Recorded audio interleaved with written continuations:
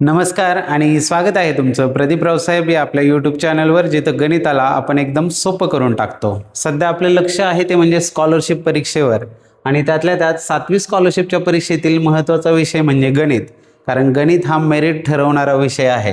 आणि आजच्या व्हिडिओमध्ये आपण पाहणार आहोत, परीक्षेला जाण्यापूर्वी आता थोडाच कालावधी राहिलेला आहे. आजच्या एकाच व्हिडिओतून आपण संपूर्ण गणिताची रिव्हिजन करणार आहोत. हो, इयत्ता 7वीमध्ये आपण जेवढेही गणित शिकलेलो आहोत त्या सगळ्या गणितातील घटकांची उपघटकांची आजच्या व्हिडिओतून आपली रिव्हिजन होणार आहे. त्यामुळे व्हिडिओ शेवटपर्यंत नक्की पहा, जेणेकरून वर्षभर आपण जेवढं गणित शिकलो त्याची टोटल रिव्हिजन आजच्या एका व्हिडिओमधून आपली होणार आहे. व्हिडिओला सुरुवात करण्यापूर्वी चॅनलवर जर नवीन असाल तर चॅनलला सबस्क्राईब करून घ्या, म्हणजे गणिताचे यापूर्वीचे आणि पुढे येणारे व्हिडिओज देखील आपल्यापर्यंत पोहोचत राहतील. यापूर्वी आपण गणिताच्या संभाव्य प्रश्नपत्रिका पाहिलेल्या आहेत, एआयच्या मदतीने ॲनालिसिस करून तयार केलेल्या प्रश्नपत्रिका पाहिलेल्या आहेत आणि 7वी स्कॉलरशिपचा फायनल पेपर झाल्यानंतर सगळ्यात पहिल्यांदा अचूक उत्तरपत्रिका देखील तुम्हाला आपल्याच चॅनलवर मिळणार आहे. त्याचबरोबर भविष्यात 8वी NMMSच्या तयारीसाठी गणित बुद्धिमत्तेचं देखील मार्गदर्शन मिळणार आहे. त्यामुळे चॅनलला आत्ताच सबस्क्राईब करून घ्या, जेणेकरून पुढे मिळणाऱ्या ज्या काही व्हिडिओज आहेत त्या सहजच आपल्यापर्यंत पोहोचतील आणि आपलं कॉन्टॅक्ट चांगले राहील. आजच्या व्हिडिओमध्ये पाहणार आहोत की महाराष्ट्र राज्य परीक्षा परिषद पुणे यांनी गणित विषय आणि सर्वच विषयांचा शिष्यवृत्तीसाठीचा अभ्यासक्रम घोषित केलेला होता. यामध्ये घटक, उपघटक आणि त्यांचा भारांश दिलेला होता. आज आपण पाहणार आहोत प्रत्येक घटक आणि त्यातील प्रत्येक उपघटकाची रिव्हिजन करणार आहोत, म्हणजे त्यातल्या महत्त्वाच्या ज्या कन्सेप्ट आहेत त्या समजून घेणार आहोत. पहिला जो घटक आहे तो आहे संख्याज्ञान. याला भारांश आहे 8%, म्हणजे याच्यावर सुमारे 4 प्रश्न विचारले जाऊ शकतात. 4 प्रश्न हे रँडमली यातल्या कोणत्याही उपघटकांवर विचारले जाऊ शकतात. 4 उपघटक आहेत म्हणजे 4च प्रश्न येतील असं काही नाही, कमी जास्त या उपघटकांवर प्रश्न विचारले जाऊ शकतात. पहिला जो आहे तो म्हणजे आहे समसंख्या आणि विषम संख्या. सम म्हणजेच काय, इवन नंबर्स, आणि विषम म्हणजेच काय, ऑड नंबर्स. हे आपल्याला माहीत आहे, इयत्ता 4थीपासून आपण या गोष्टी शिकत आलेलो आहोत. तर समसंख्या म्हणजे ज्या संख्यांना 2ने निशेष भाग जातो त्यांना आपण समसंख्या म्हणतो. यांच्या एकक स्थानी 0, 2, 4, 6, 8 हे अंक असतात. सम आणि विषम संख्यांचा जो विचार आहे तो नैसर्गिक संख्या समूहाच्या बाबतीतच आपण करतो. त्यामुळे सर्वात लहान समनैसर्गिक संख्या जी आहे ती 2 आहे आणि याचं सामान्य रूप 2n असं लिहिलं जातं. का तर यांना 2ने भाग जातो म्हणून. विषम संख्या ज्या आहेत की ज्यांना 2ने भागले असता बाकी 1 उरते त्यांना विषम संख्या म्हणायच्या. यांच्या एकक स्थानी 1, 3, 5, 7, 9 अंक असतात. सर्वात लहान विषम नैसर्गिक संख्या 1 आहे आणि याचं सामान्य रूप 2n-1 असं असतं. महत्त्वाच्या गोष्टी यातल्या ज्या लक्षात ठेवायच्यात की 2 विषम संख्यांची बेरीज ही सम असते, 2 समसंख्यांची बेरीज ही देखील सम असते. सम गुणिले विषम संख्या केल्या तर उत्तर जे येतं ते देखील सम असतं. हे जे नियम आहेत हे पाठ करत बसायचे नाही. उदाहरण समोर आलं की त्याऐवजी काय करायचं, फक्त त्या ठिकाणी एक अंक टाकून पाहायचं. आपल्या लक्षात येतं तर 2 विषमची बेरीज तर 3 आणि 5 यांची बेरीज काय येते, 8 येते. ती काय आहे, सम आहे. त्यावेळेस हे नियम तयार करून पाहिजे. परीक्षेत विचारले जाणारे प्रश्न कसे असतात, पुढची सम, पुढची विषम किंवा मागची सम, मागची विषम विचारतात. तर 2 क्रमागत समसंख्यांमध्ये 2चं अंतर असतं, तसंच विषममध्ये पण 2चंच अंतर असतं. सम आणि विषम यांच्यामध्ये मात्र 1चंच अंतर असतं. त्यामुळे पुढील सम काढायचे असेल, पुढील विषम काढायचे असेल आणि दिलेली संख्या जर सम असेल तर त्यात 2-2 किती वेळा मिळवावे लागतील हेच मोजावं लागतं. मागील काढताना वजा करावे लागतात. आणि समविषममध्ये 1चंच अंतर असल्यामुळं 1च मिळवावा लागतो पुढील काढताना, किंवा मागील काढताना 1च वजा करावा लागतो. चला जाऊया पुढील टॉपिककडे. त्यानंतरचा जो टॉपिक आहे तो म्हणजे मूळ आणि संयुक्त संख्या. तर मूळ आणि संयुक्त संख्या देखील आपल्याला चांगल्या माहीत आहेत. मूळ संख्यांनाच आपण म्हणतो प्राईम नंबर्स. सेमीवाले बरेच स्टुडंट आहेत त्यामुळे इंग्लिश नाव पण मी सांगत चालणार आहे. प्राईम नंबर्स म्हणजेच मूळ संख्या. त्या कुणाला म्हणायचं की ज्या संख्येचे 1 आणि 30 संख्या हे 2च विभाजक असतात. म्हणजे ज्या संख्येला 1ने आणि त्या संख्येनेच भाग जातो अशा संख्यांना आपण मूळ संख्या म्हणजेच प्राईम नंबर्स म्हणतो. 1 ते 100 मध्ये अशा 25 मूळ संख्या आहेत आणि त्या आपल्या अशा पाठ असल्या पाहिजे की 2, 3, 5, 7, 11, 13, 17, 19, 23, 29, 31, 37, 41, 43, 47, 53, 59, 61, 67, 71, 73, 74, 79, 83, 89, 97. एकदमच सांगता आल्या पाहिजे, अशा मूळ संख्या पाठ असल्या पाहिजे, कारण त्या बुद्धिमत्तेमध्ये येतात, गणितामध्ये येतात. समोर दिसली की कळली पाहिजे की अरे ही मूळ संख्या आहे म्हणून. आणि 2 ही जी आहे ही सर्वात लहान सम असणारी मूळ संख्या आहे. सर्वात मोठी असणारी सममूळ संख्या ती पण 2च आहे. 2 ही जगातली एकमेव अशी संख्या आहे की जी सम असून सुद्धा मूळ आहे. आणि सर्वात लहान विषम जर मूळ संख्या कोणती तर 3 ही सर्वात लहान विषम मूळ संख्या आहे. पुढे आहेत त्या म्हणजे संयुक्त संख्या. एक पेक्षा मोठ्या अशा ज्या मूळ संख्या नाहीत त्यांना संयुक्त संख्या म्हणायचं. मग अशा कोणत्या संयुक्त कोणत्या संख्या ज्या मूळ नाहीत. थोडक्यात संयुक्त काय आहेत की ज्यांना 1 आणि ती संख्या सोडून इतर संख्यांनी सुद्धा भाग जातो. 1 ते 100 मध्ये अशा संयुक्त संख्या किती आहेत तर त्या आहेत 74. का बरं? 25 मूळ आहेत मग 75 व्हायला पाहिजेत. पण 1 ही जी संख्या आहे ही मूळ सुद्धा नाहीये आणि संयुक्त देखील नाही. 1 ही संख्या मूळ संख्याही नाही आणि संयुक्तही नाही. म्हणजे ही 25 आणि हा एक 26 गेले. 1 ते 100 मध्ये 74 संयुक्त संख्या आहेत. सोपा असा टॉपिक आहे हा देखील. चला जाऊया पुढे. पुढे आहेत त्या म्हणजे जोडमूळ आणि सहमूळ संख्या. जोडमूळ संख्या बऱ्यापैकी आपल्याला माहीत असतात, चांगल्या परिचयाच्या असतात. जोडमूळ म्हणजेच काय, ज्या मूळ संख्यांमध्ये 2चा फरक आहे अशा संख्यांना आपण जोडमूळ संख्या म्हणतो. आणि अशा जोडमूळ संख्यांच्या 1 2 3 4 5 6 7 8 जोड्या आहेत. 1 ते 100 मध्ये 3 5 5 7 11 13 17 19 29 31 41 43 59 61 71 73. दोन्ही संख्या मूळ आणि त्यामध्ये 2चा फरक. सहमूळ संख्या म्हणजेच को प्राइम्स, यांनाच आपण रिलेटिव्ह प्राइम्स असं सुद्धा म्हणतो. यामध्ये मात्र बऱ्याच जणांची गफलत होते, हे व्यवस्थित लक्षात असू द्या. सहमूळ संख्या कुणाला म्हणायचं? ज्या 2 संख्यांना एक व्यतिरिक्त अन्य सामायिक विभाजक नसतो त्यांना सहमूळ संख्या म्हणायचं.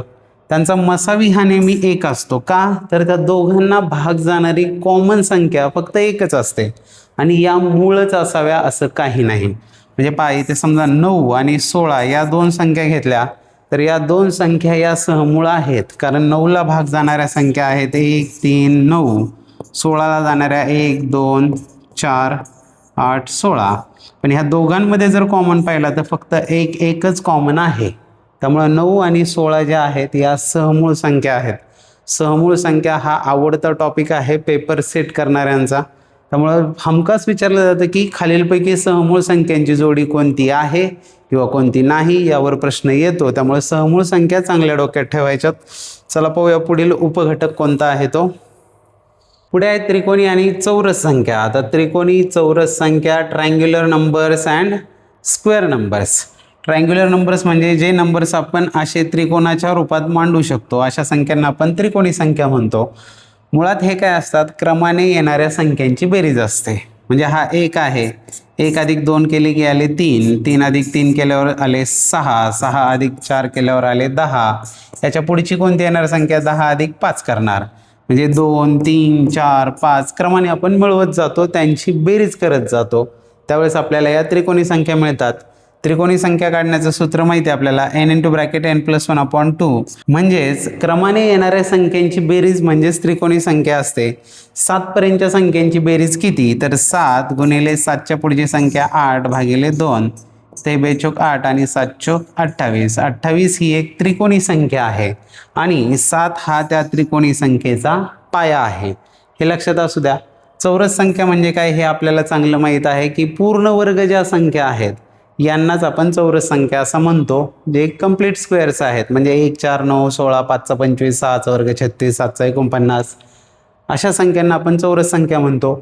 याचा वापर बुद्धिमत्तेमध्ये सुद्धा होणार आहे. गटात न बसणारी संख्या ओळखा किंवा गटात बसणारी संख्या ओळखा. इथं या मूळ, सहमूळ, त्रिकोणी संख्या, चौरस संख्या, संयुक्त संख्या या सगळ्या त्या ठिकाणी लागणार आहेत. चला पाहूया पुढील उपघटक कोणता आहे तो. पुढे असणारा उपघटक आहे तो म्हणजे रोमन संख्या चिन्हे, की ज्यांची सुरुवात आपल्याला 5वी पासूनच झालेली आहे. आणि हे रोमन संख्या चिन्हांमध्ये बेसिक असणारे रोमन संख्या चिन्हे जे आहेत ते आहेत I, V, X, L, C, D, M. अशी 7 जी आहेत ही बेसिक रोमन न्यूमरल्स आहेत. हे लक्षात ठेवताना I, V, X, L, C, D, M 1 5 10 50 100 500 आणि 1000 यासाठीचे जे नियम आहेत तर I आणि X हे जास्तीत जास्त 3 वेळा सलग लिहिता येतात. 3 वेळा सलग म्हणजे 30 लिहायचे असतील तर तुम्ही 3 वेळा x लिहू शकता, 33 लिहायचे तर 3 वेळा 1 लिहू शकता, पण हे 3 पेक्षा जास्त वेळा लिहिता येत नाहीत. VLD कधीही पुनरावृत्त होत नाही. हा V, हा इथे L म्हणजे 50 आणि D म्हणजे 500, हे कधीही डबल लिहिले जात नाही. म्हणजे 100 लिहिण्यासाठी 50 50 दोनदा लिहू किंवा 1000 लिहिण्यासाठी DD दोनदा लिहू, असं कधीही लिहिता येत नाही. पुढे आहे लहान चिन्ह डावीकडे बरोबर वजाबाकी असते, म्हणजेच मोठ्या संख्येच्या आधी जर लहान संख्या डावीकडे लिहिली तर ती त्यातून वजा असते. इथे 5 + 1 हे झाले 4 आणि लहान चिन्ह जर उजवीकडे लिहिलं मोठ्या संख्येच्या तर ते त्यात मिळवायचं असतं. 5 + 1 = 6. याच्यावर एखादा प्रश्न येऊ शकतो की दिलेली संख्या जी आहे ती रोमन संख्या चिन्हात कशी लिहाल किंवा आंतरराष्ट्रीय संख्या चिन्हामध्ये कशी लिहाल. तसा साधा सोपा 5वी पासूनचा टॉपिक आहे, त्यामुळे यात फार नाही अडचण येणार आपल्याला. जिथं आपलं स्किल लागतं कामाला ते म्हणजे काय, 1 ते 50 मधील समसंख्यांची बेरीज किती, 21 ते 90 मधील विषम संख्यांची बेरीज किती, 11 ते 100 मधील 5 ने भाग जाणाऱ्या संख्यांची बेरीज किती. असे कोणतेही प्रश्न आले तर यासाठी एक पेनिसिलिन आपल्याकडे आहे की क्रमागत संख्यांची बेरीज, कोणत्याही प्रकारच्या क्रमाने येणाऱ्या संख्या असू द्या त्यांची बेरीज काढण्याचं सूत्र आहे पहिली संख्या अधिक शेवटची संख्या भागिले 2 गुणिले एकूण संख्या. यालाच आपण पार पेनिसिलिन म्हटलेलं होतं की अनेक आजारांवर म्हणजे अनेक उदाहरणं सोडवण्यासाठी कामाला येणारं हे खूप मोठं सूत्र आहे. क्रमाने येणाऱ्या कोणत्याही संख्येची बेरीज असेल तर पहिली संख्या अधिक शेवटची संख्या भागिले 2 गुणिले एकूण संख्या. याबद्दल जास्त माहिती पाहिजे असेल तर संख्याज्ञान नावाचा एक व्हिडिओ आपल्या चॅनलवर आहे. TET पोलीस भरती आणि 7वी स्कॉलरशिप यावरील संख्याज्ञान. आणि एक गोष्ट कायम लक्षात ठेवा की पोलीस भरतीचा आणि 7वी शिष्यवृत्तीचा अभ्यासक्रम सेम आहे, अगदी सेम. जसेच्या तसे पोलीस भरतीत आलेले प्रश्न 7वी स्कॉलरशिपच्या गाईडमध्ये आहेत. हे तुम्ही वारंवार मी सांगतो हे चेक करून पहा. त्यामुळे तुमची पूर्ण तयारी व्हायची असेल तर ती जी 28 व्हिडिओची सिरीज आहे TET पोलीस भरती आणि 7वी स्कॉलरशिप, यामध्ये प्रत्येक घटकावरील व्हिडिओ आहे आणि ती पाहिल्यानंतर तुम्हाला जोही घटक कठीण वाटत असेल त्या घटकाची तुम्ही व्हिडिओ पहा, तुमच्या सगळ्या शंका तिथे दूर होतील. चला पाहू अजून पुढील उपघटक कोणते येतात यामध्ये.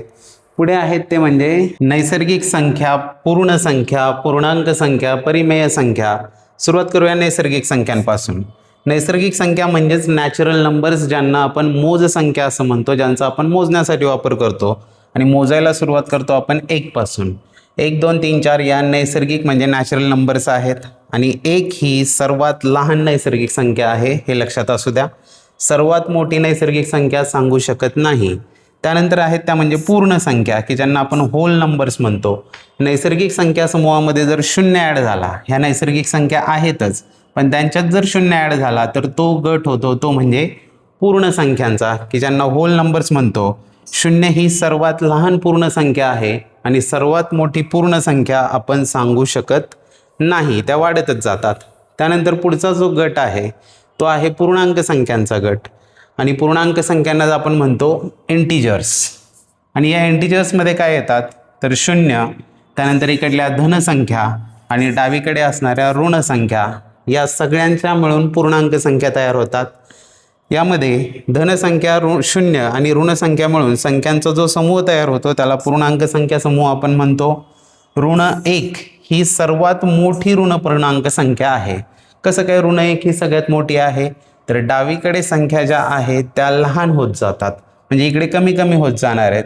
मग ऋणमध्ये सगळ्यात मोठी कोण तर तो ऋण 1 ही सर्वात मोठी ऋण पूर्णांक संख्या आहे आणि सर्वात लहान धन पूर्णांक संख्या जी आहे ती +1 म्हणजेच धन 1 ही सर्वात लहान धन पूर्णांक संख्या आहे. म्हणजे सगळ्यात मोठी पूर्णांक संख्या आपण सांगू शकत नाही, तसंच सगळ्यात लहान पूर्णांक संख्या देखील आपण सांगू शकत नाही. याच्यावर विधानं योग्य अयोग्य ओळखण्यासाठी येतात, त्यामुळे या प्रॉपर्टीज चांगल्या लक्षात ठेवा. यानंतर पुढचा जो गट आहे तो म्हणजे परिमेय संख्यांचा गट, ज्यांना आपण रॅशनल नंबर्स असं म्हणतो. तर या परिमेय संख्या कुणाला म्हणायचं तर परिमेय संख्या म्हणजे कोणतीही संख्या जी P/Q या रूपामध्ये आपण लिहू शकतो, पण त्यात कंडिशन काय आहे, P हा कोणताही पूर्णांक आपण पाहिले म्हणजेच कोणते धन ऋण आणि शून्य यापैकी अंशामध्ये कोणतीही संख्या चालणार आहे, मात्र क्यू हा शून्येतर पूर्णांक पाहिजे. Q must not be equal to 0. क्यूची किंमत शून्य असलेली चालत नाही. खालीलपैकी परिमेय संख्या ओळखा, अपरिमेय संख्या ओळखा. या पद्धतीचे प्रश्न यावर येतात. परिमेय संख्यांचेच खंडित आणि अखंड आवर्ती. खंडित म्हणजेच टर्मिनेटिंग, ज्याची एक्झॅक्ट व्हॅल्यू निघते. 10/2 बरोबर 5 येतात. 135/12 केले तर 11.25. इथं भागाकार संपतो, बाकी शून्य येते. आणि अखंड आवर्ती म्हणजेच नॉन टर्मिनेटिंग आणि रिकरिंग. रिकरिंग म्हणजे परत परत येणारी. पोस्टात आपण RD काढतो. RD म्हणजेच काय, रिकरिंग डिपॉझिट, वारंवार येणारं, आवर्ती ठेव म्हणतो. तर आवर्ती म्हणजे 20ला 3ने भागलं तर येणारा जो 6 आहे हा कंटिन्यू येत राहतो, तो आवर्ती असतो. हे 2 प्रकार येतात परिमेय संख्यांमध्ये. चला पाहूया पुढील उपघटकामध्ये काय आहे. पुढे आहे पूर्णांक संख्यांची बेरीज आणि वजाबाकी, म्हणजेच पूर्णांक संख्यांवर करायच्या क्रिया, की या धन ऋण संख्या येतात आणि त्यावर क्रिया करायच्या असतात. बेरजेच्या बाबतीत जर विचार केला, म्हणजेच ॲडिशनमध्ये जर समान चिन्ह असेल तर त्या दोघांची बेरीज करायची आणि आहे तेच चिन्ह द्यायचं. साधी गोष्ट लक्षात ठेवा, पॉझिटिव्हचे 5 सैनिक आहेत, पॉझिटिव्हचेच 2 सैनिक आहेत. तर ते दोघं एकत्र आल्यानंतर ते एकत्र येणार आहे, त्यांच्यात युद्ध होणार नाही. तसेच निगेटिव्हचे 5 आणि निगेटिव्हचे 2 सैनिक आले तर ते सुद्धा एकत्र येणार आहे, त्यांच्यात युद्ध होणार नाही, ते -7 होतील. पण जेव्हा चिन्ह वेगळी होतात त्यावेळेस काय करायचं. चिन्ह वेगळी झाल्यानंतर पहा, इथे आले निगेटिव्हचे 5 सैनिक आणि पॉझिटिव्हचे 4 सैनिक आले, यांच्यात युद्ध होणार आहे. आणि पॉझिटिव्हचे 4 सैनिक आणि निगेटिव्हचे 4 सैनिक हे संपणार आहेत. शिल्लक कोण राहणार आहे, निगेटिव्हचा 1 सैनिक शिल्लक राहणार आहे. या पद्धतीने थोडी आयडिया लढवून जर लक्षात ठेवलं तर यात कोणतीही अडचण येत नाही. वजाबाकी करताना आपण एक नियम शिकलेलो आहे, की एखादी संख्या वजा करणं म्हणजेच तिच्या विरुद्ध संख्या मिळवणं. हे लक्षात असेल तर चांगली गोष्ट आहे. किंवा गुणाकाराचा नियम वापरून निगेटिव्ह इंटू निगेटिव्ह पॉझिटिव्ह होतात, म्हणजेच 8 - निगेटिव्ह म्हणजेच 8+3 = 11 येतात. तसं सोडवलं तरी देखील हरकत नाही. पुढे आहे आपल्या समोरचा घटक, तो म्हणजे पूर्णांक संख्यांचा गुणाकार व भागाकार. आणि हा गुणाकार आणि भागाकार करताना 2च कंडिशन होऊ शकतात. एक तर काय, दोघांचं चिन्ह सारखं सारखं आहे किंवा दोघांचं चिन्ह वेगवेगळं आहे. जर गुणाकार करताना दोन्ही संख्यांची चिन्ह सारखी असतील तर गुणाकार नेहमी धनच येतो, हे लक्षात राहू द्या, पॉझिटिव्हच येतो. आणि जर दोघांची चिन्ह निगेटिव्ह असतील तरी देखील धन येतो. म्हणजेच चिन्ह सारखी असतील तर उत्तर नेहमी पॉझिटिव्हच येतं, आणि चिन्ह जर वेगळी असतील तर उत्तर नेहमी निगेटिव्ह येते. जसं की 7 गुणिले -3 केले तर ते -21 येतात. आणि हेच नियम भागाकारासाठी सुद्धा लागू आहेत. सेम नियम आहेत भागाकारासाठी. चला पाहूया पुढील उपघटक कोणता आहे. पुढे आहे पदावली सोडवण्याचे नियम. आणि पहा, हे सगळे जे उपघटक आहेत हे परीक्षा परिषदेने दिलेल्या अभ्यासक्रमातील आहे तसे घटक घेतलेले आहेत, की ज्यांच्यावर प्रश्न येऊ शकतात, की जे लिस्टेड घटक आहेत अभ्यासक्रमासाठीचे, आणि यावर प्रश्नपत्रिका तयार होत असते. पदावली सोडवताना आपल्याला नियम माहीत आहे, तो म्हणजे कोणता, ब्रॉडमास. ब्रॉडमास म्हणजेच काय, कंचे भागू बे व, कंचे भागू बे व, bracket of division, multiplication, addition, subtraction. या पद्धतीने आपण पदावली सोडवत असतो. तर हे करताना पहिलं आपण करतो कन म्हणजे कंसातील क्रिया आधी करतो. चे म्हणजेच ऑफ फंक्शन, की ज्याला गुणिले म्हणतो आपण. भागाकार आणि गुणाकार डावीकडून उजवीकडे आहे त्या क्रमाने करायचेत. आणि नंतर बेरीज आणि वजाबाकी असते, ती सुद्धा डावीकडून उजवीकडे आहे त्या क्रमाने सोडवायची असते. इथे एक नमुना पदावली दिलेली आहे. यामध्ये सगळ्यात आधी आपण ब्रॅकेट सोडवणार. ब्रॅकेटमध्ये सुद्धा सगळ्यात जी क्रिया आधी करणार तो असणार आहे हा भागाकार, आणि हा या बाजूचा गुणाकार. कारण मध्ये वजाबाकीचं चिन्ह आहे त्यामुळे हे कोणतेही केले तरी फरक पडत नाही. हे 100 असेच. 8×3 = 24, निगेटिव्ह पॉझिटिव्ह झाले, आणि 14×42 ते निगेटिव्ह आले. इथं चिन्ह बदलणार आहे. 100 भागिले इथे 24 वजा 3/24 अधिक 3 झाले, पुढचे -2 तसेच. 24 आणि 3 झाले 27 - 2, 100 भागिले 25, आणि उत्तर आलं 4. याच्यावर हमखास प्रश्न परीक्षेमध्ये येतो. त्यामुळं हा जो क्रम आहे पदावली सोडवण्याचा हा व्यवस्थित लक्षात ठेवायचा आहे. चला पाहूया पुढील उपघटक कोणता आहे तो. पुढे आहे लहान मोठेपणा आणि दरम्यानच्या संख्या. तर परिमेय संख्या ज्या आहेत यांचा लहान मोठेपणा ठरवताना एक साधी गोष्ट लक्षात ठेवा, उजवीकडे जाताना किंमत वाढत जाते, डावीकडे येताना किंमत कमी कमी होत जाते. म्हणजे संख्या रेषेवर जी उजवीकडे संख्या असते तिची किंमत जास्त असते आणि जी संख्या डावीकडे असते तिची किंमत कमी असते. त्याचबरोबर दोन परिमेय संख्यांच्या दरम्यान असंख्य परिमेय संख्या असतात आणि यासाठीचा प्रॅक्टिस सेट, प्रॉब्लेम सेट आपल्या पाठ्यपुस्तकामध्ये देखील आपण सोडवलेला आहे की दोन परिमेय संख्यांच्या दरम्यानच्या परिमेय संख्या काढणे आणि त्या किती असतात तर त्या असंख्य असतात. यावर सुद्धा सत्य असत्य विधाने यासाठी प्रश्न येऊ शकतो, त्यामुळे ही गोष्ट सुद्धा लक्षात ठेवायची आहे. जाऊया पुढील उपघटकाकडे आणि जो आहे पूर्णांक आणि परिमेय अपरिमेय संख्यांच्याच बाबतीमध्ये विरुद्ध संख्या. तर विरुद्ध संख्या कुणाला म्हणायचं? ज्या दोन संख्यांची बेरीज शून्य येते त्यांना एकमेकींच्या विरुद्ध संख्या म्हणतो. 3ची विरुद्ध संख्या -3, 5ची -5, -2/5ची विरुद्ध संख्या होणार +2/5. त्याचबरोबर पुढे आहे शून्याने भागाकाराचा नियम. शून्याने कोणत्याही संख्येला भागता येत नाही. म्हणजे कोणतीही संख्या भागली जर शून्य असेल तर ते अर्थहीन असतं, त्याचं उत्तर काढता येत नाही आणि ती परिमेय संख्या देखील होत नाही, कारण परिमेय संख्येमध्ये छेद कधीही शून्य नसतो, हे आपण पाहिलेलं आहे. जाऊया पुढील उपघटकाकडे. शेवटपर्यंत टिकून राहायचं व्हिडिओमध्ये, कारण पूर्ण सिलेबस 7वीच्या पूर्ण गणिताच्या सिलेबसची आपली आज रिव्हिजन होणार आहे. पुढे आहे परिमेय संख्यांची समानता आणि लहान मोठेपणा. तर पहा, जेव्हा कधी असेल A/B आणि C/D यांची आपल्याला तुलना करायची, तर हे करत असताना काय करायचं आहे? अंश आणि छेदाचा तिरकस गुणाकार करायचा आहे. म्हणजेच ह्या Aला या Dने गुणायचं आहे, म्हणजे इकडे येणार आहे AD, आणि या Cला या Bने गुणायचं आहे, म्हणजे इकडे येणार आहे BC. आणि हे केल्यानंतर जर AD बरोबर BC आले, AD आणि BCची किंमत समान आली तर ते दोन अपूर्णांक समान असतात. परिमेय संख्या म्हणजे एक प्रकारचे अपूर्णांकच आहेत. त्यानंतर जर AD is greater than BC आला, हा AD जर BC पेक्षा मोठा आला तर जी पहिली संख्या आहे ज्या बाजूच्या अंशाने गुणलेलं होतं तो जर मोठा आला तर ती परिमेय संख्या मोठी असते. आणि शेवटची कंडिशन आहे, जर BC जास्त आला AD पेक्षा तर दुसरा अपूर्णांक जो आहे तो मोठा असतो. यावर आपण बरीच उदाहरणं सोडवली, जसं की हे 2/3 आणि 7/11 आहेत. तर इथं काय करणार, 11 × 2 हे आले 22 आणि 3 × 7 हे आले 21. इथं 22 मोठा आहे म्हणजे हा अपूर्णांक मोठा असतो. हा लहान मोठेपणावरचे प्रश्न संख्या चढत्या क्रमाने मांडा, उतरत्या क्रमाने मांडा, मधली संख्या कोणती येईल, या पद्धतीचे प्रश्न या घटकावर विचारले जातात. चला पाहूया पुढील उपघटक, आणि तो म्हणजे आहे तुलना आणि महत्त्वाचे नियम. आता तुलना करत असताना, परिमेय संख्यांची तुलना करत असताना हे आपण इथं शिकलो की 1/12 आणि 5/12 जर छेद समान असेल तर ज्याचा अंश मोठा असतो ती संख्या नेहमी मोठी असते. पण ऋण संख्यांच्या बाबतीमध्ये काळजी घ्यायची आहे. ऋण संख्यांच्या बाबतीत हे उलटं होतं. इथे जर छेद दोघांचाही सारखा आहे तर इथे -3 जे आहेत ते मोठे आहेत -8 पेक्षा. का? तर जेव्हा संख्या रेषा असेल तर -3 जे आहेत ते इथे येणार आहेत आणि -8 जे आहेत ते इकडे येणार आहेत. उजवीकडे असणारी संख्या ही नेहमी मोठी असते डावीकडे असणाऱ्या संख्येपेक्षा. आणि एवढ्या साध्या गोष्टीवरून आपण यामधील लहान मोठेपणा, चढता क्रम, उतरता क्रम या पद्धतीचे प्रश्न सोडवू शकतो. पुढील उपघटक पाहूया. पुढील उपघटक आहे परिमेय संख्यांवरील क्रिया, बेरीज आणि वजाबाकी.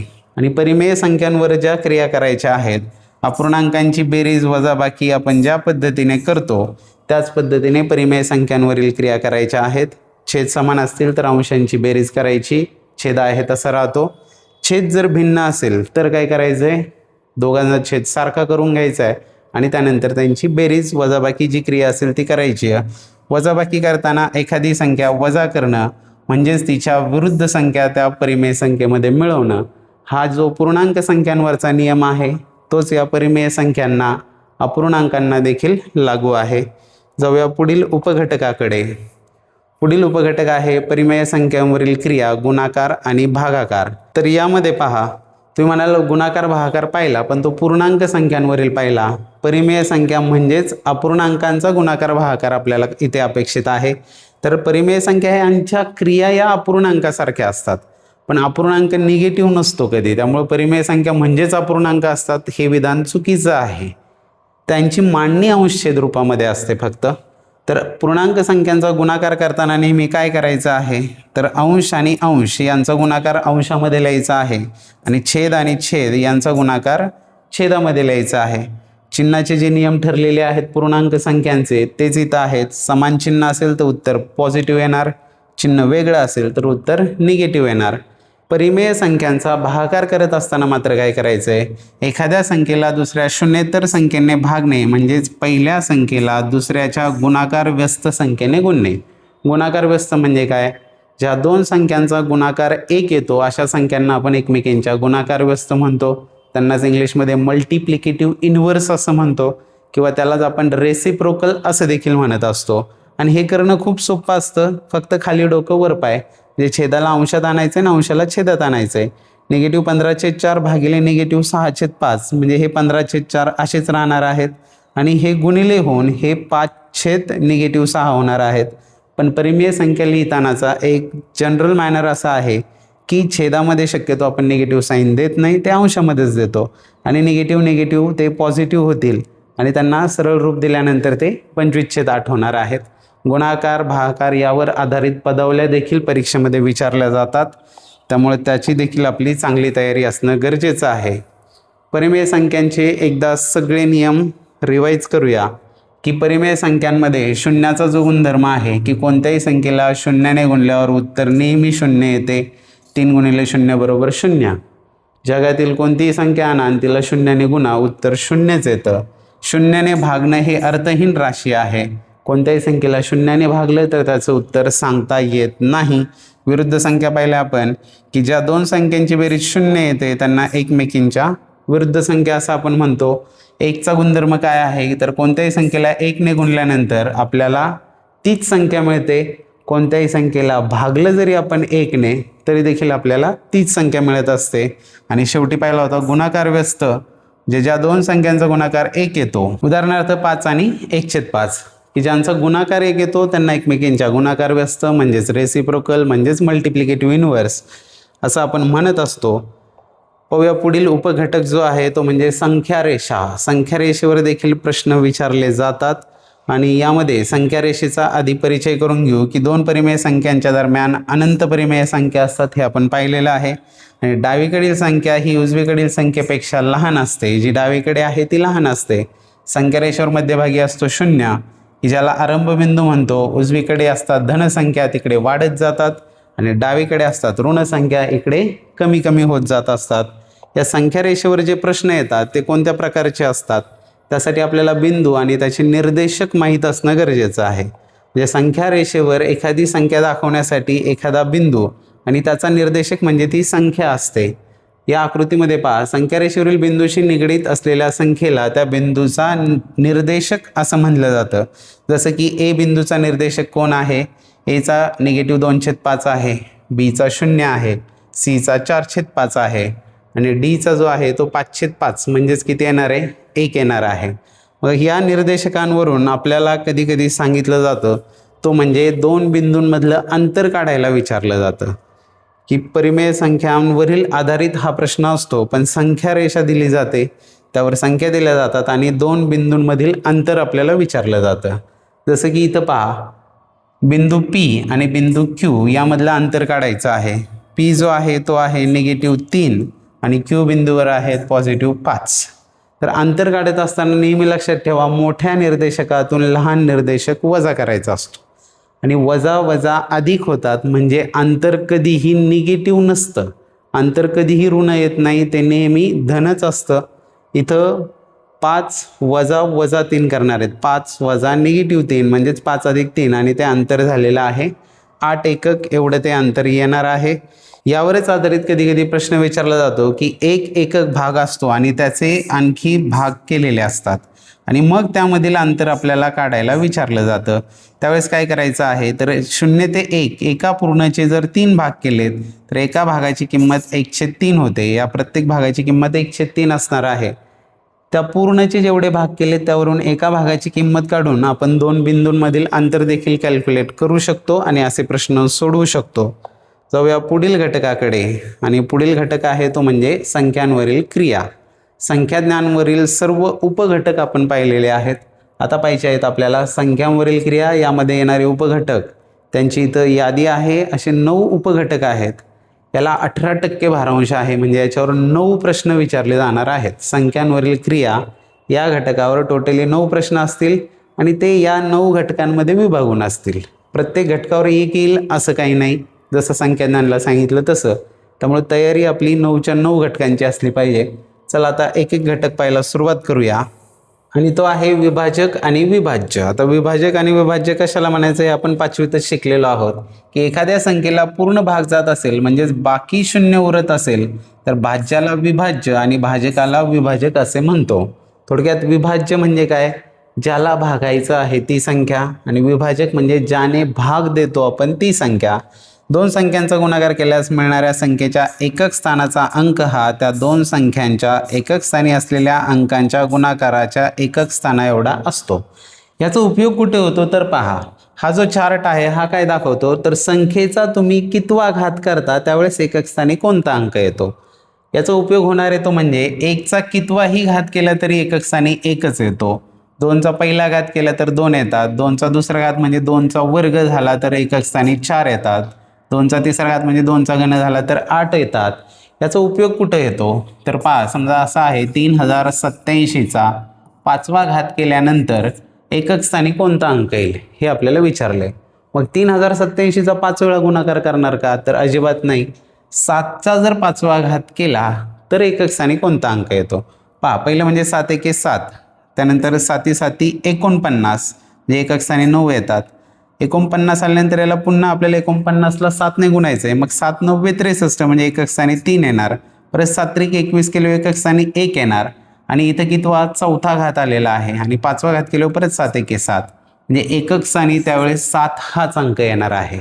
म्हणजे त्या संख्येतील एकक स्थानाचा जो अंक आहे त्याचे घात करत गेल्यावर एकक स्थानी कोणते अंक येतात याचं जजमेंट घेऊन जर सोडवलं तर बरेचसे प्रश्न आपल्याला सहजासहजी सुटत असतात. चला जाऊया पुढील उपघटकाकडे. हा चार्ट पाहिजे असेल तर आता याचा स्क्रीनशॉट काढून घ्या, मी थोडा बाजूला होतो. आणि जाऊ आता पुढील उपघटकाकडे. पुढे असणारा आहे तो म्हणजे विभाज्यतेच्या कसोट्या, ज्या आपण इयत्ता 4थी 5वी पासून शिकत आलेलो आहोत. त्या सगळ्या अगदी डिटेलमध्ये घेत नाही आहे मी. सुरुवातीला आहे 2ने विभाज्यतेची कसोटी. ती माहिती आपल्याला एकक स्थानी 0 2 4 6 8 असतील तर 2ने भाग जातो. 3ने विभाज्यतेची कसोटी आहे संख्येतील सर्व अंकांच्या बेरजेला 3ने निशेष भाग गेला तर त्या संख्येला 3ने जातो. 4चं माहिती आहे आपल्याला की एकक आणि दशक स्थानच्या अंकांनी तयार होणाऱ्या संख्येला 4ने भाग गेला किंवा शेवटी 2 शून्य, म्हणजे एकक आणि दशक स्थानी जर 0 असतील तर त्याला 4ने भाग जातो. 5चाही माहीत आहे, एकक स्थानी 0 किंवा 5 असतील तर त्याला 5ने भाग जातो. आणि 6ची कसोटी आहे समसंख्येतील सर्व अंकांच्या बेरजेला 3ने भाग जात असेल तर त्याला 6ने भाग जातो. समसंख्येतील म्हणजेच ज्या संख्येला 2ने भाग जातो, म्हणजे 2ने आणि 3ने जर भाग जात असेल तर त्या संख्येला 6ने निश्चित भाग जात असतो. पुढे आहे कसोटी ती म्हणजे 7ची कसोटी. 7ची कसोटी फार वेळा आपल्याला वापरावी लागत नाही आणि थोडी लेंदी होते, त्यापेक्षा आपण 7ने भाग देऊन पाहतो. तरी लक्षात घ्या, एकक स्थानाची दुप्पट केली आणि ती उरलेल्या अंकांमधून, म्हणजे एकक स्थानाची दुप्पट करून, समजा संख्या आहे 347 आणि या 7ची दुप्पट करा आणि ती या 34 मधून वजा करा.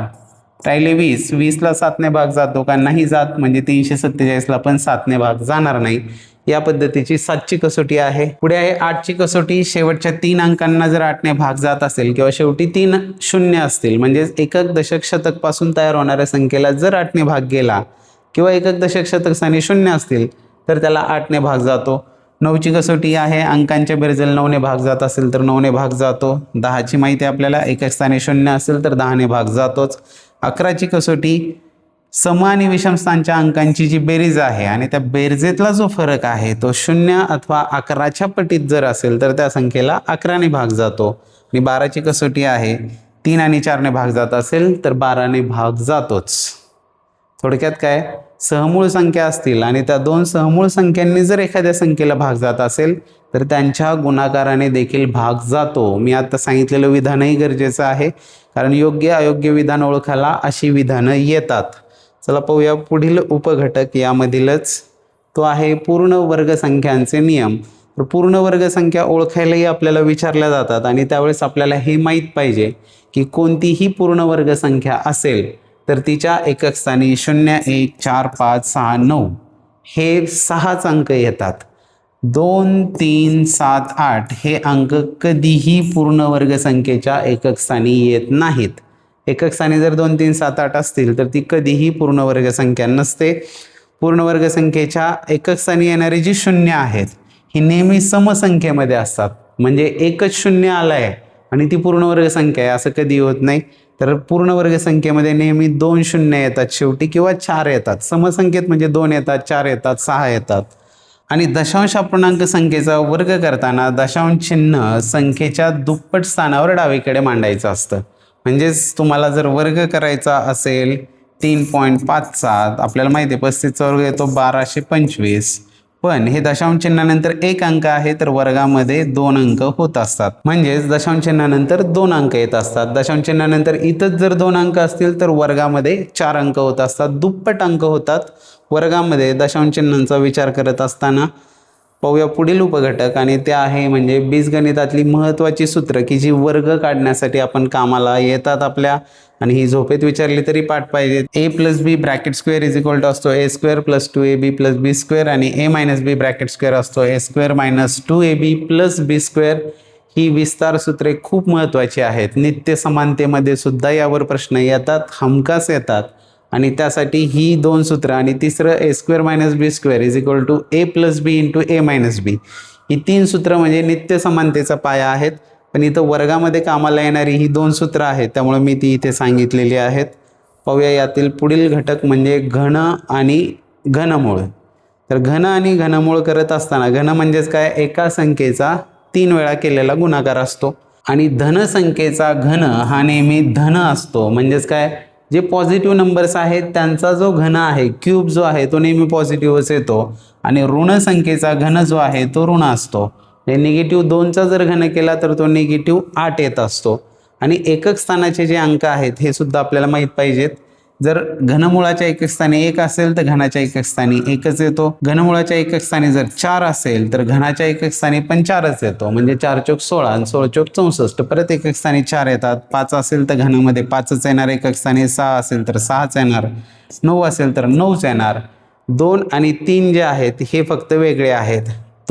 एकक स्थानी 2 असणाऱ्या संख्येचा घन केला तर एकक स्थानी 8 येतात आणि एकक स्थानी 3 असणाऱ्या संख्येचा जर घन केला तर एकक स्थानी 7 येत असतात. त्यामुळे हे जे आहे त्यांच्यामध्ये सेम अंक घनाच्या एकक स्थानी येत असतो, फक्त 2 आणि 3 वेगळे आहेत. हे आपल्या लक्षात असू द्या. पूर्ण घनसंख्या शोधताना किंवा या संख्येचं घनमूळ काय आहे याचा अंदाज लावत असताना या गोष्टी आपल्याला त्या ठिकाणी कामाला येणार आहेत. चला पाहूया पुढील उपघटक, तो म्हणजे घातांक. आणि घातांकावरही हमखास प्रश्न विचारले जातात. 7वीच्या पाठ्यपुस्तकात घातांकावर एक स्पेशल चॅप्टर आहे आणि त्यात ही सगळी सूत्र आणि त्याचे प्रूफ्स आहेत. ती सूत्र एक वेळ इथं आपण रिवाईज करूया. पहिला आहे म्हणजे a⁻m × a⁻n is equal to a⁻m + n. पाया समान असेल आणि गुणाकार असेल तर घातांकांची बेरीज होत असते. त्यानंतर भागाकारामध्ये काय आहे, a⁻m भागिले a⁻n is equal to a⁻m - n. पाया समान असेल, भागाकार असेल तर घातांकांची वजाबाकी होत आहे. हे कधी, जेव्हा m मोठा आहे n पेक्षा. पण जेव्हा n मोठा असतो m पेक्षा त्यावेळेस काय होतं, a⁻m भागिले a⁻n is equal to 1/a⁻n - m होत असतो. म्हणजे मोठ्या घातातून लहान घात वजा होतो पण ते छेदामध्ये जातात. आणि भागाकार जेव्हा m = n असेल म्हणजेच a⁻m भागिले a⁻n असेल त्याचं उत्तर ऑब्व्हियसली 1 येणार आहे आणि m - n 0 येणार आहे. आणि कोणत्याही संख्येचा 0वा घात 1च असतो. त्यापेक्षाही सोपं की ह्या दोन्ही संख्या सेम होतात आणि सेम संख्यांचा जर भागाकार असेल तर तो नेहमी 1 असतो. ही त्यातली बेसिक सूत्र झाली. त्यातली जी प्रगत म्हणजे ॲडव्हान्स सूत्र आहेत ती म्हणजे अशी. पहिलं आहे ते म्हणजे घाताचा घात, a⁻m⁻n. घाताचा घात असेल तर त्या दोघांचा गुणाकार होत असतो. a⁻m⁻n असेल तर a⁻m × n होत असतो. त्यानंतर अपूर्णांक जे आहेत a/b⁻m असेल तर a⁻m/b⁻m. हा m जो आहे हा कुणाचा, ह्या a चा का या b चा, तर तो दोघांचाही असतो. कंसाला जेव्हा कॉमन घातांक असतो तेव्हा तो कंसातल्या प्रत्येक घटकाचा असतो a⁻m/b⁻m. हे कधी, गुणाकार आणि भागाकारामध्ये. जर कंसाचा घातांक असेल तर तो दोघांनाही असतो. तसंच गुणाकारात a into B raise to M आहे, तर हा m कुणाचा असतो, या दोघांचाही असतो. a raise to M into B raise to M असतो. यावर आधारित ॲप्लिकेशनची उदाहरणं आपल्याला सोडवावी लागतात. कोणत्याही संख्येचा शून्यवा घात म्हणजेच त्याचं उत्तर 1 येतं, हे फिक्स आहे. आणि ऋण घातांकाच्या बाबतीत लक्षात घ्या, जर एखाद्या संख्येचा ऋण घातांक असेल, तिला जर आपण छेदात लिहिले तर तो धन होत असतो. सेम इथं a रेस टू -1 आहे, तर तो 1 अपॉन a रेस टू +1 म्हणजेच a होत असतो. म्हणजे छेदात जर निगेटिव्ह घातांक असेल तर तो वर आणून पॉझिटिव्ह होतो, किंवा वर निगेटिव्ह असेल तर तो छेदामध्ये जाऊन पॉझिटिव्ह होत असतो. आणि याचं ॲप्लिकेशन करून आपल्याला उदाहरणं सोडवावी लागत असतात. पुढचा जो उपघटक आहे तो म्हणजे मसावी आणि लसावी. मसावी म्हणजेच महत्तम सामायिक विभाजक आणि लसावी म्हणजेच लघुत्तम सामायिक विभाज्य. आता मसावी काय असतो, तर सामायिक अवयवांचा गुणाकार असतो. थोडक्यात मसावी म्हणजे दिलेल्या दोन संख्यांना भाग जाणारी मोठ्यात मोठी संख्या, आणि लसावी म्हणजे काय असतो, सामायिक असलेले अवयव गुणिले सामायिक नसलेले म्हणजेच असामायिक अवयव. लसावी म्हणजेच काय असतो, दिलेल्या दोन संख्यांच्या, तीन संख्यांच्या पाढ्यात असणारी लहानात लहान संख्या. एक गोष्ट नेहमी लक्षात असू द्या की दोन सहमूळ म्हणजेच कोप्राईम संख्यांचा मसावी हा नेहमी 1 असतो. दोन सहमूळ संख्यांचा मसावी जो एकच असतो, कारण दोघांना भाग जाणारी 1 ही एकमेव कॉमन संख्या असते. आणि त्यांचा लसावी जो आहे तो त्यांच्या गुणाकार एवढा असतो, कारण त्यांच्यात असामायिक अवयवच सगळे असतात. म्हणजेच सामायिक अवयवच नसतो, म्हणजेच त्या दोन संख्यांच्या गुणाकारा एवढा त्या संख्यांचा लसावी असतो. कुणाचा, सहमूळ संख्यांचा. असंच मसावी आणि लसावीबद्दल विविध संख्या प्रकारांमध्ये काय होतं ते पाहूया. तर मसावी आणि लसावीमधला एक सुवर्ण नियम लक्षात ठेवा की ज्याच्यावर आधारित खूप प्रश्न विचारले जातात, तो म्हणजे पहिली संख्या गुणिले दुसरी संख्या बरोबर मसावी गुणिले लसावी. म्हणजे दोन संख्यांचा गुणाकार हा त्यांच्या मसावी आणि लसावीच्या गुणाकारा एवढा असतो. यामध्ये आता असणारे म्हणजे सम आणि विषम संख्या असताना मसावी आणि लसावीमध्ये काय होतं, तर दोन क्रमवार समसंख्या असतील तर त्यांचा मसावी नेहमी 2 असतो. क्रमाने येणाऱ्या दोन समसंख्या म्हणजे 222 आणि 224 यांचा मसावी विचारला तर डायरेक्ट सांगा तो 2 असतो, कारण क्रमवार समसंख्या आहेत. दोन क्रमवार समसंख्यांचा जो लसावी आहे हा काय असतो, तर त्या दोन संख्यांचा गुणाकार भागिले 2 असतो. याच्यावर आधारित ॲप्लिकेशनचं उदाहरण संभाव्य प्रश्नपत्रिकेमध्ये मी सोडून दाखवलेलं आहे. त्यानंतर दोन क्रमागत ज्या विषम संख्या आहेत त्यांचा मसावी हा नेहमी 1 असतो, कारण त्यांच्यामध्ये कॉमन फॅक्टर येत नाही. आणि दोन क्रमागत विषम संख्यांचा लसावी जो आहे तो त्यांच्या गुणाकारा एवढाच असतो. हे सेम आहे कशासारखंच, सहमूळ संख्यांसारखं. दोन सहमूळ संख्यांचा मसावी 1 आणि त्यांचा लसावी त्यांच्या गुणाकारा एवढा असतो. वेगळं आहे ते हे की दोन क्रमवार समसंख्यांचा मसावी 2 असतो आणि दोन क्रमागत समसंख्यांचा लसावी हा त्यांच्या गुणाकाराच्या निम्मा असतो. यावर आधारितही ॲप्लिकेशनचे प्रश्न येतात. तसे प्रश्न आपण सोडूनही दाखवलेले आहेत तुम्हाला. पुढे आहे नवीन फॅक्टर आहे हा की अपूर्णांकांचा लसावी आणि मसावी. की जसे आपण पूर्णांकांचे मसावी लसावी काढतो तसं अपूर्णांकांचं काढताना काय, तर मसावी पहा, अपूर्णांकांचा मसावी काढत असताना अंशांचा मसावी काढायचा आणि छेदांचा लसावी काढायचा आणि ते अंश छेद रूपामध्ये लिहायचं. तो म्हणजे असतो अपूर्णांकांचा मसावी. आणि लसावी काढत असताना पहा, अपूर्णांकांचा लसावी बरोबर असतो अंशांचा लसावी भागिले छेदांचा मसावी. अंशांचा लसावी काढून तो अंशात लिहा, छेदांचा मसावी काढून तो छेदात लिहा, आणि तो जो येईल तो असतो त्या अपूर्णांकांचा लसावी. लक्षात ठेवायला सोपं आहे. अपूर्णांकांचा मसावी, मसावी काढायचा तर मसावी छेद लसावी, आणि अपूर्णांकांचा लसावी काढायचा आहे तर लसावी छेद मसावी. मग वर अंशामध्ये अंशांचा, छेदामध्ये छेदांचा करायचा आहे. लक्षात राहायला सोपं आहे आणि याच्यावर देखील प्रश्न विचारले जाऊ शकतात. चला जाऊया पुढील घटकाकडे. पुढे आहे दशांश अपूर्णांकांचे नियम. आणि हे सगळे जे घटक आहेत हे 7वीचा परीक्षा परिषदेने दिलेला जो अभ्यासक्रम आहे त्यातले हे सगळे घटक आहेत. यातल्या कोणत्याही घटकावर प्रश्न येणारच आहे. यातला एकही घटक हा अभ्यासक्रमाबाहेरचा नाही आहे.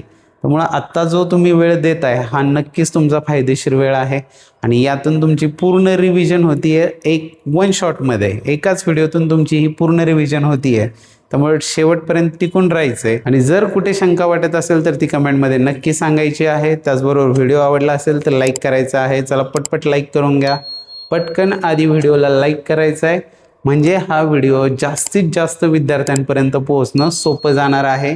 पुढे आहेत दशांश अपूर्णांकांचे नियम आणि गुणाकार. पहा, 10च्या घाताने गुणल्यास दशांश चिन्ह उजवीकडे सरकतं. जेव्हा कधी म्हणजे 7.3 गुणिले 10चा वर्ग आहे, तर हे दशांश चिन्ह 7.3 म्हणजेच 3 शून्य आहेत. तर 10चा वर्ग म्हणजेच काय, 2 घरं ते दशांश चिन्ह उजवीकडे जाणार, म्हणजेच हे 730 होणार आहेत. 10च्या घाताने भागल्यावर दशांश चिन्ह डावीकडे सरकतं, म्हणजेच हेच घेऊया आपण. हे 7.3ला जर 10च्या वर्गाने भागलं, 10चा वर्ग म्हणजेच काय, 7.3/100 येणारे आहेत. छेदात 2 शून्य म्हणजे दशांश चिन्ह 2 घरं डावीकडे जातं, इथून इकडे आणि इथून इकडे, म्हणजेच हे होणार 0.073. इथून दशांश चिन्ह 1 आणि 1 2 घरं इथं पोहोचलेलं आहे. पुढे महत्त्वाचं म्हणजे दशांश गुणाकार नियम. दशांश अपूर्णांकांचा गुणाकार करताना काय करायचं आहे, तर गुण्य आणि गुणक यामध्ये एकूण दशांश स्थळाने एवढी स्थाने उत्तरात उजवीकडून डावीकडे द्यावेत. म्हणजे दशांश चिन्हानंतर जेवढे अंक आहेत, जसं की 3.5 गुणिले करायचे आहेत 1.2 आणि हा जर गुणाकार केला तर तो येणारे 12×5 = 60, 12×3 = 36 आणि 6 झाले 42, 420 झाला. आता दशांश चिन्ह देताना काय करायचंय, दशांश चिन्हानंतर गुण्य आणि गुणक यामध्ये किती अंक आहेत, इथं 1 आहे आणि इथं 1 आहे, 1 आणि 1 झाले 2. जे उत्तरात उजवीकडून डावीकडे 2 घरानंतर दशांश चिन्ह द्यायचे. दशांश चिन्हानंतर 2 अंक आले, कारण इथे 1 आणि इथे 1 होता. यावर आधारितही ॲप्लिकेशनचे प्रश्न विचारले जातात, त्यामुळे या गोष्टी ज्या बेसिक आहेत ह्या लक्षात ठेवायच्या आहेत. चला जाऊया पुढील उपघटकाकडे. पुढे आहे तो म्हणजे व्यवहारी अपूर्णांक आणि व्यवहारी अपूर्णांकांची तुलना. व्यवहारी अपूर्णांकांची तुलना ही 4थीपासूनच आपण शिकत आलेलो आहोत. तर छेद सारखे असतील तर ज्याचा अंश मोठा आहे तो अपूर्णांक मोठा असतो, आणि अंश जर सारखे असतील तर ज्याचा छेद सगळ्यात लहान आहे, ज्याचे कमी तुकडे केलेले आहे, तो अपूर्णांक सगळ्यात मोठा असतो. लगतचा फरकसाठी काय लक्षात ठेवा, छेद अंशापेक्षा 1ने मोठा असेल तर सर्वात मोठा छेद असलेला अपूर्णांक सर्वात मोठा असतो. म्हणजेच पहा, 5/6 आहे, इथं 7/8 आहे, इथं 13/14 आहे. असं जेव्हा असतं त्यावेळेस लक्षात ठेवा की 1चा फरक असणारे हे अपूर्णांक आहेत, तर ज्याच्यामध्ये छेद ज्याचा सगळ्यात मोठा आहे तो अपूर्णांक जो आहे तो सगळ्यात मोठा असतो. चला जाऊया पुढील उपघटकाकडे. पुढे आहेत ती म्हणजे मापनाची प्रमाणे, आणि ही कॉमन आहेत, सगळ्यांमध्ये कॉमन आहेत, सगळीकडे येतात. यात लक्षात ठेवा, किलो म्हणजे 1000, हेक्टो म्हणजे 100, डेका म्हणजे 10. मूळ एकक जी आहेत मीटर, ग्रॅम आणि लिटर. लांबी, वस्तुमान आणि धारकतेची. डेसी म्हणजे 1/10, सेंटी म्हणजे 1/100 आणि मिली म्हणजे 1/1000 असतात. ही पट्टीच लक्षात ठेवायची आहे, kilo, hecto, deca, metre, deci, centi, millimetre, आणि याच्यामध्ये मांडणी करून सोडवायचं आहे. हे जर डिटेलमध्ये समजून घ्यायचं असेल तर दशमान परिमाणेवरची स्पेशल व्हिडिओ आपल्या चॅनलवर आहे, की जी TET, पोलीस भरती आणि 7वी स्कॉलरशिप या प्लेलिस्टमध्ये तुम्हाला या 28 व्हिडिओज मिळणार आहेत, की तुम्हाला जो कोणता घटक टफ वाटतोय किंवा ज्या घटकाची तुम्हाला ॲडव्हान्स तयारी करायची आहे, त्यांनी या TET, पोलीस भरती आणि 7वी स्कॉलरशिप या प्लेलिस्टमध्ये जा. तिथे तुम्हाला 28 व्हिडिओज मिळतील आणि तुम्हाला दिसेल की तुम्ही जे 7वी स्कॉलरशिपची तयारी केलेलं गाईड आहे त्यातले सगळे प्रश्न हे पोलीस भरतीला विचारलेले आहेत. त्यातला एकही प्रश्न आउट ऑफ सिलेबस नाही, त्यामुळे त्या व्हिडिओज नक्की पहा. चला जाऊया पुढील उपघटकाकडे. पुढे आहे गुणोत्तर आणि प्रमाण. तर गुणोत्तर आणि प्रमाणामध्ये लक्षात ठेवायच्या गोष्टी म्हणजे काय, सजातीय राशी, की गुणोत्तर नेहमी सजातीय राशींचे काढतात आणि त्यासाठी त्यांची एकक समाने असावी लागतात. सजातीय राशी म्हणजेच काय, 2 फॅनचं 7 फॅनशी असणारं गुणोत्तर किती हे आपण काढू शकतो. पण विजातीय राशी म्हणजे काय, 2 लिटर पाण्याचं 5 दगडांशी गुणोत्तर किती असं आपण काढत नाही. आणि एकक समान असावी म्हणजे काय, तर 2 किलोग्रॅमचं 300 ग्रॅम बरोबर गुणोत्तर काय असं पण काढता येत नाही. दोघांनाही ग्रॅममध्ये पाहिजेत किंवा दोघंही किलोग्रॅममध्ये पाहिजेत. त्यामुळे गुणोत्तर काढताना दोन्ही राशींची एकक समान आहेत का हे लक्षात ठेवायचं आहे.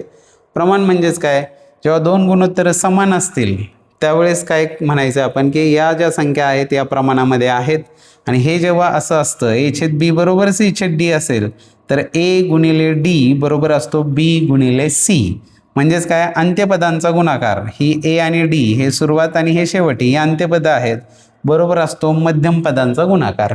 हे झालं प्रमाणाचा बेसिक कन्सेप्ट. प्रमाणामध्येच पुढे ॲडव्हान्समध्ये आहे ते म्हणजे आहे परंपरित प्रमाण. आता परंपरित प्रमाण म्हणजेच काय, ए छेद बी बरोबर बी छेद सी असेल तर काय, तर इथं बी सेम येतो, मग ए गुणिले सी बरोबर काय येणार आहे, बी गुणिले बी म्हणजेच बीचा स्क्वेअर येणार आहे, B square is equal to A C होणार आहे. म्हणजेच मध्यम पदाचा वर्ग जो आहे तो अंत्यपदांच्या गुणाकारा एवढा असतो. याच्यामध्ये कधी असंही विचारतात की 3 संख्या परंपरित प्रमाणामध्ये आहेत आणि त्यातील पहिली आणि तिसरी संख्या ही असल्यास मधली संख्या कोणती, तर तिथं आपल्याला हे रिलेशन कामाला येणार आहे. भागीदारी जी आहे ही गुणोत्तर प्रमाणचंच पिल्लू आहे, म्हणजे ज्याला गुणोत्तर काढता येतं, दिलेल्या संख्येला गुणोत्तरामध्ये विभागता येतं, त्याला भागीदारी काहीच अवघड नाही. त्यातला फक्त लक्षात ठेवायचा जो घटक आहे तो म्हणजे भांडवलाचे गुणोत्तर गुणिले मुदतीचे गुणोत्तर बरोबर असते नफ्याचे गुणोत्तर. म्हणजे भांडवल दोघं जण गुंतवतात, ते काही कालावधीसाठी गुंतवतात आणि आपल्याला नफ्याचं गुणोत्तर विचारलेलं असतं. म्हणजेच त्याचं एक्झाम्पल पाहिजे झालं तर एनं काय केलं, एक्स रुपये पी महिन्यांसाठी आणि बीनं काय केलं, वाय रुपये क्यू महिन्यांसाठी गुंतवले, तर एचा नफा इज टू बीचा नफा यांचं गुणोत्तर X P is to Y Q होणार आहे. एक्स पी म्हणजे काय, एक्स रक्कम पी महिन्यांसाठी म्हणजे एकूण रक्कम एक्स पी एवढी होणार आहे, आणि बीने काय केलं, वाय रक्कम क्यू महिन्यांसाठी म्हणजेच रक्कम होणार आहे वाय क्यू. आणि हे जे गुणोत्तर आहे भांडवलाचं गुणोत्तर गुणिले मुदतीचं गुणोत्तर बरोबर ते नफ्याचं गुणोत्तर असतं, आणि यात आपल्याला एकूण नफा देतात आणि तो आपल्याला विभागून काढायचा असतो. त्यासाठी बेसिक हे कायम लक्षात ठेवा, जोपर्यंत तुम्ही गणित शिकताय, व्यावहारिक गणित शिकताय, भांडवलाचे गुणोत्तर गुणिले मुदतीचे गुणोत्तर बरोबर नफ्याचे गुणोत्तर असतं. चला पाहू पुढील उपघटक. पुढे आहे समचलन आणि व्यस्त चलन. आता याच्यावर आधारित खूप सारी उदाहरणं, खूप साऱ्या घटकांमध्ये कामाला येणारा घटक म्हणजे समचलन व्यस्त चलन. काळकाम वेग, वेग वेळ अंतर हे सगळे घटक हे समचलन व्यस्त चलनावर आधारित आहेत. त्रैराशिक मांडत असताना देखील आपल्याला तिथं समचलनच आपण मांडत असतो. समचलनामध्ये काय असतं तर X is directly proportional to Y. एक संख्या वाढली की दुसरी पण वाढायला लागते, एक कमी झाली की दुसरी पण कमी व्हायला लागते, आणि इथं X is equal to K Y असतो. थोडक्यात इथं काय, एक्स छेद वाय जो आहे हा नेहमी कॉन्स्टंट असतो, गुणोत्तर नेहमी स्थिर राहत असतं दिलेल्या राशींमध्ये. व्यस्त चलनात काय होतं, एक वाढल्यावर दुसरी कमी होते, म्हणजे उलटं असतं, X is inversely proportional to Y. म्हणजेच इथं काय होतं, एक्स गुणिले वाय बरोबर कॉन्स्टंट असतो, म्हणजे त्या दोन राशींचा जो गुणाकार आहे तो नेहमी कॉन्स्टंट येतो. तो कुठं, व्यस्त चलनामध्ये दिलेल्या राशींचा गुणाकार जो आहे तो स्थिर राहत असतो. आणि याचं ॲप्लिकेशन करून आपण काळकाम वेग, वेगवेगळ्या अंतरमधली सगळी उदाहरणं सोडवत असतो. चला पाहूया पुढील उपघटक, आणि तो लगेच आलेला आहे काळकाम वेग. तर काळकाम वेगमध्ये काळाबद्दल पहिले तर माहीत पाहिजे की 24 ताशी कालमापनात काय असतं, दुपारच्या म्हणजेच मध्यान्होत्तर वेळेमध्ये 12 मिळवले की आपल्याला 24 ताशी कालमापनातील वेळ मिळते. 14 पासून आपण ते शिकत आलेलो आहोत. या तिन्ही राशी एकमेकांशी कशा रिलेटेड आहेत, तर वेग बरोबर अंतर भागिले वेळ, आणि हे काय आहे, ही एक प्रकारची सरासरीच आहे वेग म्हणजे. मग वेग बरोबर अंतर भागिले वेळ असेल तर काय, अंतर बरोबर येतो वेळ गुणिले वेग, आणि या दोन सूत्रांवरूनच आपण सगळी उदाहरणं सोडवत असतो. यातला की फॅक्टर जो आहे तो म्हणजे काय, किलोमीटर पर आवर असेल, आणि जर त्याचे तुम्हाला मीटर पर सेकंद करायचे असतील तर त्याला आपण 5/18 गुणलं की आपल्याला मीटर पर सेकंदमध्ये स्पीड मिळत असतो. आणि मीटर पर सेकंदचे जर किलोमीटर पर आवरमध्ये करायचे असतील तर त्याला आपल्याला 18/5 गुणलं तर तो वेग आपल्याला किलोमीटर पर आवरमध्ये मिळत असतो. हे ट्रान्सफॉर्मेशन एक लक्षात ठेवा, आणि ही दोन सूत्र वापरली की आपल्याला हे सहज सोडवता येतं. एक शॉर्टकट कायमच्या लक्षात असू दे की 36 किलोमीटर जर प्रति ताशी वेग असेल, 36 किलोमीटर प्रति तास वेग असेल तर तो 10 मीटर प्रति सेकंद असतो. म्हणजे 72चा झाला तर तो 20 होणार आहे. याच्यावरून सुद्धा आपण ते ट्रान्सफॉर्मेशन लवकर करू शकतो जर उदाहरणामध्ये दिलेला वेग 36 किंवा 36च्या पटीत असेल. शक्यतो मी ट्रिकच्या मागे कधीही जात नाही, मी जे काही प्रोसेस करायचे आहे त्याच्या मागे जातो, कारण त्यामुळं उत्तर नेहमी बरोबरच येत असतं. चला जाऊया पुढील उपघटकाकडे. पुढे असणारा उपघटक आहे तो म्हणजे सरासरी, आणि याच्यावर आधारित बरेच प्रश्न विचारले जातात. या माध्यमांमध्ये सुद्धा कामाला येणारा घटक आहे, आणि सरासरीचं वर्गातले शिक्षक, आलेले विद्यार्थी, शिक्षक त्यात वाढले, वयाची सरासरी वाढली, त्यांचं वय काय, या पद्धतीचे प्रश्न येतात. त्यातलं बेसिक जे आहे ते म्हणजे काय, तर सरासरी म्हणजे असते दिलेल्या संख्यांची बेरीज भागिले एकूण संख्या. हे आपल्याला माहीत आहे. जे माहीत नाही ते हे लक्षात ठेवा की क्रमवार संख्यांची सरासरी 11 ते 91 या संख्यांची सरासरी किती, हे जर विचारलं तर काय करायचं आहे, पहिली संख्या अधिक शेवटची संख्या भागिले 2, 11 अधिक 91 भागिले 2 करणार. हे करून कोणत्याही क्रमवार संख्यांची सरासरी काढण्यासाठीचं हे सूत्र आहे आणि बेसिक आहे. मध्यमांमध्ये एक लक्षात ठेवा की इथं जो आहे एक्स बार म्हणजेच मध्यमान म्हणजेच ती सरासरी असते आणि ती असते summation of F I X I म्हणजेच फ्रिक्वेन्सी गुणिले प्राप्तांक, वारंवारता गुणिले प्राप्तांक यांची जी बेरीज आहे सगळ्यांची त्याला एन म्हणजे एकूण जी प्राप्तांक आहे त्याने जर भागलं तर आपल्याला मध्यमान मिळत असतं. याला डिटेलमध्ये आपण सांख्यिकी या घटकाच्या रिव्हिजनमध्ये याला डिटेलमध्ये पाहूया. चला आता जाऊया यामधील पुढील उपघटक नाही, आता मुख्य घटकावर चालू की जो अतिशय महत्त्वाचा घटक आहे तो म्हणजे आहे भूमिती. का महत्त्वाचा आहे, 22% भारांश. याला 22% भारांश म्हणजे तब्बल 11 प्रश्न भूमितीवर विचारले जाणार आहेत आणि त्यामध्ये घटक जे आहेत हे 7 मुख्य उपघटक आहेत, त्यामध्ये पुन्हा छोटे छोटे उपघटक आहेतच. या प्रत्येक उपघटकाची देखील आपण रिव्हिजन करणार आहोत. तत्पूर्वी व्हिडिओ आवडला असेल पटकन लाईक करा. अजूनही बरेच जणांनी लाईक केलेलं नाही, व्हिडिओला पटकन लाईक करायचं आहे आणि कमेंटमध्ये लगेच लिहायचं आहे विनर. कोण विनर, तुम्ही विनर होणार आहात, म्हणून विनर म्हणून तुम्ही कमेंटमध्ये लगेच लिहायचं आहे. तोपर्यंत मी घेऊन जातो भूमितीच्या सुरुवातीला की ज्यामध्ये पहिला घटक जो आहे भूमितीतील मूलभूत संबोध की ज्याची सुरुवात इयत्ता 6वी पासून आपल्याला झालेली असते आणि तिथं आपण हे पाहिलेले असतात. सुरुवातीला आहे बिंदू, अंकुचितार टोकाने कागदावर काढलेला ठिपका. बिंदू म्हणजेच काय, जस्ट असा एक पॉईंट. इथे एवढा मोठा दाखवलाय पण एवढा मोठा नसतो. बिंदूला लांबी रुंदी उंची नसते म्हणजेच तो शून्यमिती असतो, तो आपल्या डोळ्यांनी दिसू शकत नाही पण त्याचं अस्तित्व आहे. रेषाखंड म्हणजेच काय, रेषेवरील 2 भिन्न बिंदूंनी मर्यादित झालेला भाग की ज्याची लांबी आपण मोजू शकतो. त्यानंतर रेषा म्हणजे काय, दोन्ही टोकांना अमर्याद असणारा बिंदूंचा संच की ज्याला आपण ॲरोज दाखवतो आणि ती इकडेही वाढू शकते इकडेही वाढू शकते, अमर्याद वाढू शकते. किरण म्हणजेच काय, एकाच दिशेला अमर्याद असणारी आकृती आणि एका आरंभबिंदूपासून सुरू झालेली. किरणाच्या बाबतीत एक लक्षात ठेवा, किरणाचं नाव लिहिताना आरंभबिंदूचं नाव नेहमी आधी लिहितात, बाणाच्या बाजूचा जो बिंदू आहे त्याचं नाव नंतर लिहितात. म्हणजे हा किरण ए बी आहे, बी ए असं लिहायचं नाही आहे. प्रतल म्हणजेच अमर्याद सपाट पृष्ठभाग की जो चारही बाजूंनी इन्फिनाइटली वाढतो. A flat surface which extends in all direction is called as plane, त्यालाच आपण प्रतल म्हणतो. एकसंपाती रेषा, आवर्जून याचा उल्लेख अभ्यासक्रमात झालेला आहे. 3 or more lines intersecting at a single point, 3 किंवा 3 पेक्षा जास्त रेषा एकाच बिंदूत जर छेदत असतील तर त्यांना एकसंपाती रेषा म्हणायच्या आणि त्यांच्या छेदनबिंदूला संपात बिंदू असं म्हणायचं आहे.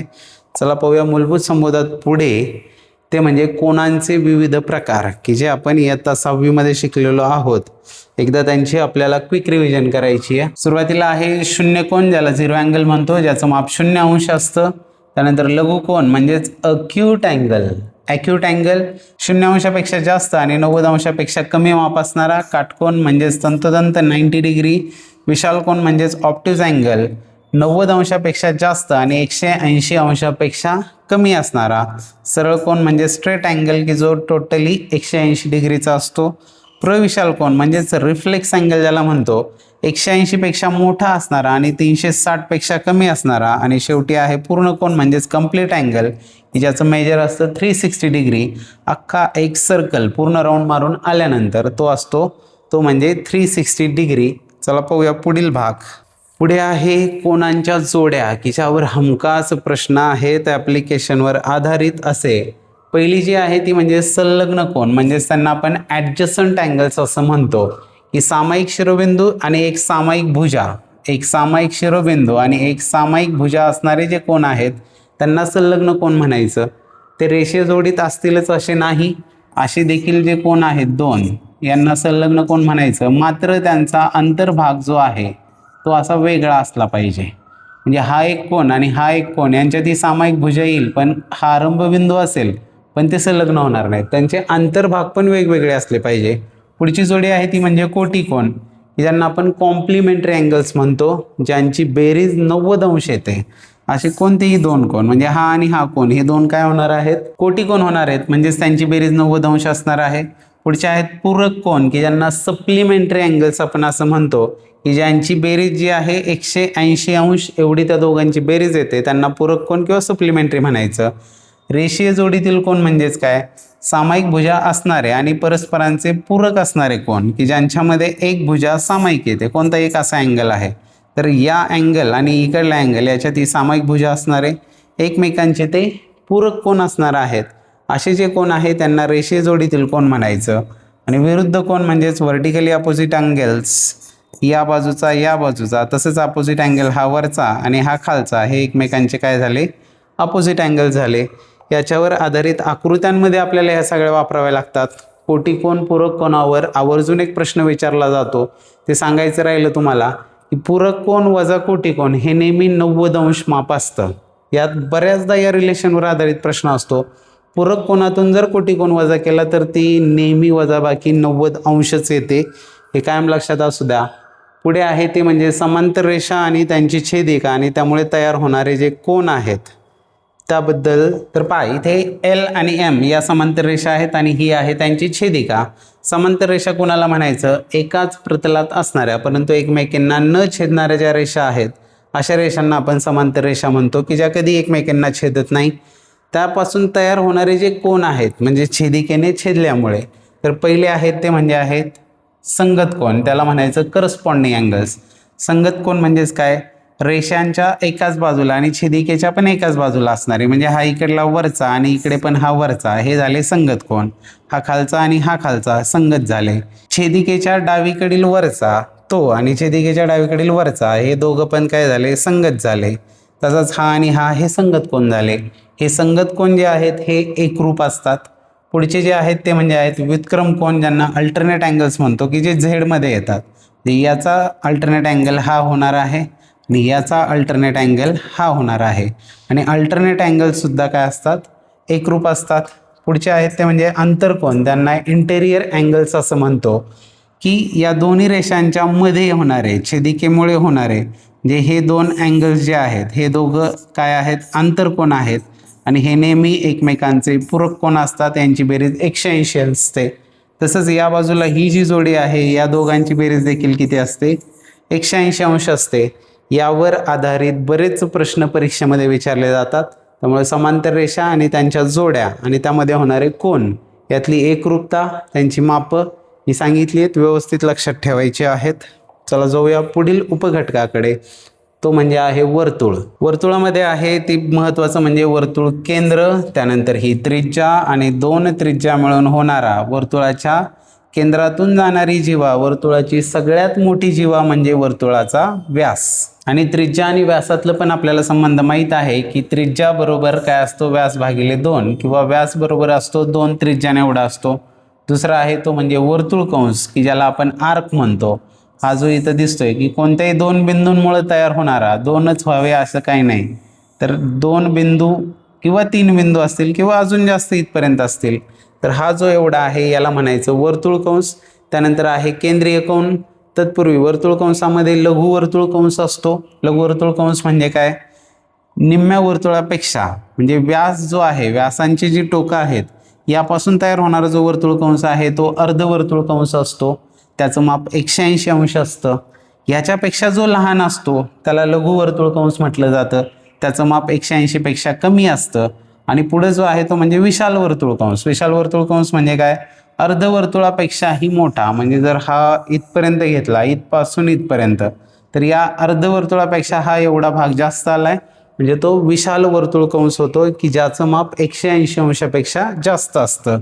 त्यातला पुढचा घटक म्हणजे केंद्रीय कोन, सेंट्रल अँगल ज्याला म्हणतो, की वर्तुळाच्या केंद्राशी तयार होणारा, त्रिज्यांमुळे तयार होणारा जो कोन आहे त्याला केंद्रीय कोन म्हणायचं. समजा या केंद्रीय कोनाचं माप जर 60 अंश असेल तर त्या संगत वर्तुळ कंसाचं माप देखील केंद्रीय कोना एवढंच असतं. हे रिलेशनसुद्धा लक्षात असू द्या, यावरही प्रश्न विचारले जातात. यामध्ये परिघाचं सूत्र माहिती आहे आपल्याला, 2πr म्हणजेच काय, वर्तुळाची परिमिती असते. पण यामध्ये क्षेत्रफळाचं जे सूत्र आहे ते आहे πr². ते पुढे महत्त्वमापनमध्ये आपण ती सूत्र अजून डिटेलमध्ये पाहूयात. चला पाहूया पुढील उपघटक, तो म्हणजे आहे त्रिकोणाचे गुणधर्म. त्रिकोणाच्या गुणधर्मामध्ये आपल्याला त्रिकोणांचे प्रकार माहीत आहेत, त्याचबरोबर त्रिकोणांच्या प्रॉपर्टीजही पाहायच्या आहेत. त्रिकोणाच्या प्रकारात साईडवरून काय आहे, तिन्ही बाजू इक्वल असणारा समभुज म्हणजेच इक्विलॅटरल ट्रायंगल, दोनच बाजू बरोबर असणारा एकरूप असणारा समद्विभुज म्हणजे आयसोसेलेस ट्रायंगल, तिन्ही बाजू वेगवेगळ्या तो विषमभुज म्हणजे स्केलन ट्रायंगल, तिन्ही कोण लघुकोन असणारा लघुकोन त्रिकोण ॲक्यूट अँगल ट्रायंगल, एक कोण काटकोन असणारा राईट अँगल ट्रायंगल काटकोन त्रिकोण आणि एक कोण विशाल कोन असणारा विशाल कोन त्रिकोण ऑप्टिज अँगल ट्रायंगल. त्रिकोणाच्या 2-3 प्रॉपर्टीज फार महत्त्वाच्या आहे. पहिली म्हणजे आंतरकोनांची बेरीज. तिन्ही कोनांची बेरीज जी आहे ही नेहमी किती असते, 180 अंश असते. त्यानंतर बाह्यकोन जो आहे की त्रिकोणाच्या कोणासोबत रेषीय जोडी करणारा जो कोन आहे त्याला त्रिकोणाचा बाह्यकोन असं म्हटलं जातं. आणि या बाह्यकोनाचं माप किती असतं, तर त्याच्या दूरस्थ म्हणजेच हा समजा ए आहे, हा बी आहे, तर बाह्यकोनाचं माप जे आहे ते A+B असतं. दूरस्थ आंतरकोनांच्या बेरजे एवढं त्या बाह्यकोनाचं माप असतं. त्यासोबतच त्रिकोणातली अजून एक महत्त्वाची प्रॉपर्टी म्हणजे काय, त्रिकोणातल्या कोणत्याही 2 बाजूंची बेरीज ही तिसऱ्या बाजूपेक्षा नेहमी जास्त असते. 2 बाजूंच्या लांबींची बेरीज ही नेहमी तिसऱ्या बाजूपेक्षा जास्त असते. याच्यावर आधारित खालीलपैकी कोणती त्रिकोण रचना करता येणार नाही यासारखे प्रश्न विचारले जातात. एकरूपता फार डेप्थमध्ये नाही आहे आपल्याला, तरीसुद्धा एकरूपतेच्या कसोट्या लक्षात असू द्या. बा म्हणजे बाजू बाजू बाजू, बाकोबा बाजू कोण बाजू, कोबा को कोण बाजू कोण आणि कर्णभुजा कसोटी या त्रिकोणांच्या एकरूपतेच्या कसोट्या आहेत. चला पाहूया पुढील उपघटक. पुढे आहे तो सोपा उपघटक आहे की जो आपल्या जास्त करून पाठांतरावर आधारित आहे. जर पायथागोरसची त्रिकूटपाठ असतील तर यातले प्रश्न सहज सुटतात. आणि पायथागोरसचं प्रमेय काय आहे, कर्णवर्ग. कर्णावर असणाऱ्या चौरसाचं क्षेत्रफळ हे पायावर आणि उंचीवर असणाऱ्या चौरसांच्या क्षेत्रफळांच्या बेरजे एवढं असतं. म्हणजेच कर्णवर्ग बरोबर पायाचा वर्ग अधिक उंचीचा वर्ग असतो. यामध्ये 2 प्रमेय देखील आपल्याला लक्षात ठेवायचे आहेत. एक आहे 30-60-90चा आणि दुसरा आहे 45-45-90चा.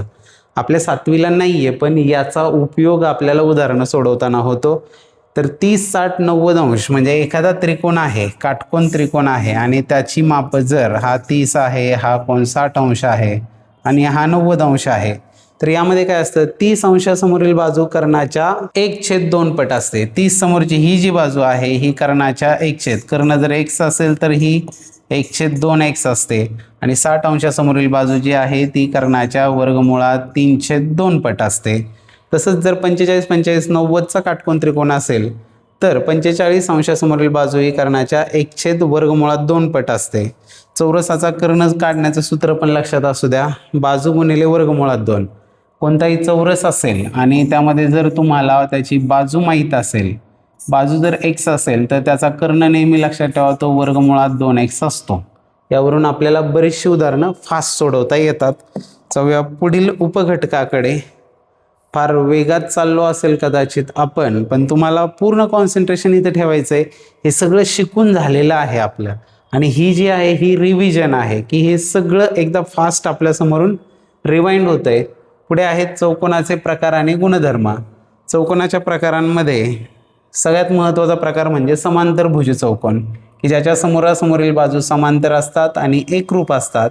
आणि ही जी आहेत ही सगळी समभुज त्रिकोण, आयत, चौरस ही समांतरभुज त्रिकोणाचीच पिल्लं आहेत. म्हणजे हे सगळे समांतरभुज त्रिकोण आहेत इथपर्यंत चौरसापर्यंतचे. तर समभुज चौकोन चारी बाजू एकरूप होतात. समभुज चौकोनाची प्रॉपर्टी लक्षात ठेवा, समभुज चौकोनांच्या कर्णाविषयी. समांतरभुज चौकोन जे आहेत यांचे कर्ण परस्परांना दुभागतात म्हणजे समान 2 भाग करतात. त्याचे पण समभुज चौकोनाचे पण, आयताचे पण आणि चौरसाचे पण. मात्र यातला जो समभुज चौकोन आहे हे परस्परांचे लंब दुभाजक असतात. समभुज चौकोन आणि चौरस या दोघांच्याच बाबतीमध्ये हे आहे. त्यामुळे हे कायमचं लक्षात असू द्या की समभुज चौकोन आणि चौरस यांचे कर्ण परस्परांचे लंब दुभाजक असतात. आणि बाकी सगळ्यांचे जे आहेत म्हणजे समांतरभुजचा, समभुजचा, आयताचा, चौरसाचा हे फक्त एकमेकांचे दुभाजक असतात. लंबदुभाजक म्हणजे काटकोनात समान 2 भाग करतात. शेवटचा आहे तो म्हणजे समलंब चौकोन की एकच जोडी जी आहे ती फक्त समांतर असते, दुसऱ्या जोड्या समांतर नसतात. सगळ्यात महत्त्वाची प्रॉपर्टी म्हणजे चौकोनाच्या 4ही आंतरकोनांच्या मापांची बेरीज जी आहे ती नेहमी 360 अंश असते. ती कशी असते तर एका चौकोनामध्ये किती 2 त्रिकोण तयार होतात, हे 180 हे 180 मिळून 360 ही चौकोनातील 4ही कोणांच्या मापांची बेरीज असते. चला जाऊया पुढील उपघटकाकडे, तो म्हणजे आहे त्रिमितीय आकार आणि घडणी. हे सुद्धा आपण इयत्ता 6वी मध्ये शिकलेलो आहोत. त्रिमितीय आकार की ज्यांना लांबी, रुंदी, उंची अशा 3 मिती असतात. याच्यामध्ये चिती आणि सूची हे मात्र महत्त्वाचं आहे, ते लक्षात घेणं गरजेचं आहे.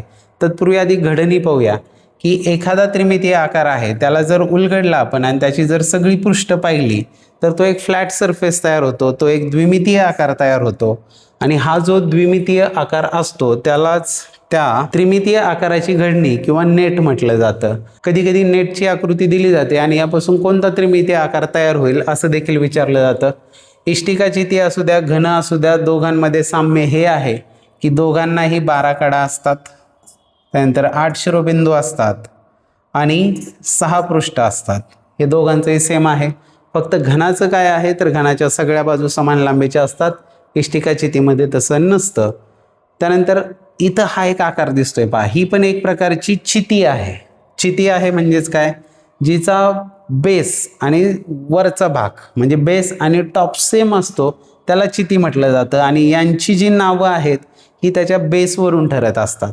तर ही जी आहे ही आहे त्रिकोणी चिती आहे. त्रिकोणी का तर हिचा पाया त्रिकोणी आहे, आणि चिती का तर पाया त्रिकोण आहे आणि सगळ्यात वरचा पृष्ठभाग देखील त्रिकोणच आहे. सूचीमध्ये काय असतं तर पहा, तळ आणि वरचे पृष्ठभाग सारखे असेल त्याला चिती म्हणायचं, आणि एका शिरोबिंदूकडे निमुळती होणारी असेल तर तिला सूची म्हणायचं, की जिला टोक आलेले आहे वर ती म्हणजे सूची, तिला म्हणायचं पिरॅमिड आपण असं त्याला म्हणत असतो. याचं नाव सुद्धा बेसवरून ठरतं. चौकोनी याचा बेस आहे म्हणजे ही चौकोनी सूची आहे. चिती आणि सूचीतला हा महत्त्वाचा फरक लक्षात राहू द्या. जाऊया पुढील उपघटकाकडे. उपघटक नाही, मुख्यच घटक आलेला आहे, तो म्हणजे आहे महत्त्वमापन. तर महत्त्वमापनमध्ये काय आहेत, परिमाणं आहेत, परिमिती आहे, क्षेत्रफळ आहे, घनफळ, पृष्ठफळ आहे, आणि याला देखील भारांश जास्त आहे. किती आहे, 16% भारांश आहे. म्हणजे 8 प्रश्न याच्यावर येणार आहे. भूमितीला 22% होता म्हणजे 11 प्रश्न तिथे येणार आहे. 11 आणि 8 19 प्रश्न भूमिती आणि महत्त्वमापनवरच येतात, की ज्याच्यामध्ये भरपूर सूत्रांचा वापर आहे, एककांचा वापर आहे. कारण महत्त्वमापनमध्ये आता पाहूया आपण की एककांना किती महत्त्व आहे आणि त्याच्या पुढचा जो आहे तो सांख्यिकी असणार आहे. तर परिमाणामध्ये महत्त्वाचं म्हणजे लांबी, वस्तुमान धारकता. हे आपण 5वी स्कॉलरशिपला देखील पाहिलेलं आहे. लांबी, वस्तुमान धारकता. महत्त्वाच्या ज्या गोष्टी आहेत, 1 किलोमीटर बरोबर 1000 मीटर, 1 मीटर म्हणजे 100 सेंटीमीटर, 1 सेंटीमीटर बरोबर 10 मिलीमीटर, हे पाठच असलं पाहिजे. याला पट्टी लिहायची गरज नाही पडली पाहिजे, किलो, हेक्टो, डेकावाली, हे पाठ असणं गरजेचं आहे. वस्तुमानाच्या बाबतीत 1 किलोग्राम म्हणजे 1000 ग्रॅम, 1 मेट्रिक टन म्हणजेच किती, 1000 किलोग्रामचा 1 टन होतो. त्याचबरोबर क्विंटल पण माहीत असू द्या की 100 किलोग्रॅम जे आहेत त्यांचा होतो क्विंटल, की जे आपण धान्य वगैरे भरतो, क्विंटल म्हणजे 100 किलोग्राम असतो. लिटरमध्ये लक्षात असू द्या, 1 लिटर बरोबर होतात 1000 ml, आणि 1 क्युबिक मीटर म्हणजे 1000 लिटर असतात, आणि 1 लिटर म्हणजेच काय असतो, 1000 घन सेंटीमीटर. 1000 घन सेंटीमीटरचा 1 लिटर होतो. हे बऱ्याच उदाहरणांमध्ये आपल्याला हे रिलेशन वापरावं लागतं. पाहूया महत्त्वमापनमधील पुढचा उपघटक काय आहे, तो म्हणजे कालमापन. यामध्ये 24 तास आणि 12 तास या दोन्हींमधलं कालमापन आहे. घटक सोपा आहे आणि आपल्याला सहज लक्षात येणार आहे. रात्री 12 वाजता घड्याळात मध्यरात्री 00.00 या पद्धतीची वेळ दिसत असते. तास, मिनिट आणि दिवस, महिना हे आपण सगळं कॅल्क्युलेट करू शकतो. सोपा घटक आहे. वस्तूंची मोजणी, म्हणजेच कागद मापन जे आहे यावर देखील हमखास परीक्षेमध्ये प्रश्न येतो. यामध्ये महत्त्वाचं म्हणजे काय, 1 डझन म्हणजे असतात 12 वस्तू. 1 ग्रोस जो आहे तो होतो 12 डझनांचा. 12 डझन म्हणजेच 12 गुणिले 12 144 वस्तू होतात. 1 दस्ता म्हणजे 24 कागद, आणि 24 कागद म्हणजेच किती होतात, 2 डझन होतात. एका दस्त्यामध्ये 2 डझन येतात. 1 रिम म्हणजे असतात 480 कागद.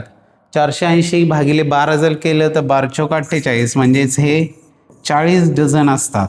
हे तिथल्या तिथं कन्व्हर्जन आपल्याला करता आलं पाहिजे.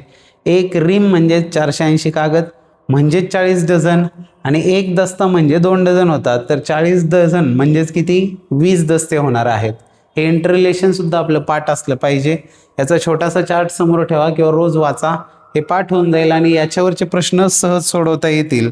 चला पाहूया पुढील यातील उपघटक, तो म्हणजे आहे परिमिती. आणि परिमितीमध्ये आहे बहुभुजाकृती. बहुभुजाकृती म्हणजे बंदिस्त अशी आकृती जिला 3 किंवा 3 पेक्षा जास्त बाजू आहेत. आणि परिमिती म्हणजेच काय, सर्व बाह्य बाजूंच्या लांबींच्या बेरजेला आपण परिमिती म्हणतो. त्रिकोणाची काढताना तिन्ही बाजूंची बेरीज असते. आयताची काढताना 2 गुणिले लांबी अधिक 2 गुणिले रुंदी असते, किंवा लांबी रुंदीची बेरीज आणि त्याला दुप्पट केली तरी आयताची परिमिती येते. चौरसाची परिमिती बरोबर 4 गुणिले बाजू, कारण चारही बाजू ज्या आहेत त्या समान लांबीच्या असतात. या परिमितीचं जे एकक आहे ते नेहमी मीटर किंवा सेंटीमीटर असतं, कारण परिमिती हे जे आहे हे एक प्रकारचं अंतरच आहे. वर्तुळाच्या बाबतीत परिमितीचा जर विचार केला तर वर्तुळाचा परिघ म्हणजेच वर्तुळाची परिमिती बरोबर सूत्र असतं 2πr किंवा πd. πd का, तर इथले 2r म्हणजेच 2 त्रिज्या मिळून व्यास तयार होतो, आणि व्यासाचं सूत्र आहे 2 गुणिले त्रिज्या, हे माहीत आहे. अर्धवर्तुळाच्या परिमितीवर मात्र प्रश्न विचारला जातो. अर्धवर्तुळाची परिमिती म्हणजेच होते πr + 2r. पूर्ण वर्तुळाची परिमिती आहे 2πr. अर्धवर्तुळाची 2πrचे अर्धे πr झाले, आणि अधिक त्याच्यामध्ये हा व्यास वाढतो. व्यास म्हणजेच 2 त्रिज्या आहेत, त्यामुळे दुसरं सूत्र आहे πr + d म्हणजे व्यास त्यामध्ये मिळवला. आणि पायची किंमत जी आहे 3.14 किंवा 22/7. उदाहरणानुसार आपण ती किंमत घेत असतो. दिली नसेल तर 22/7 घ्यायची. जर आवर्जून सांगितलं असेल की पायची किंमत 3.14 घ्या, तर उदाहरण सोडवताना तीच किंमत घ्यायची आहे.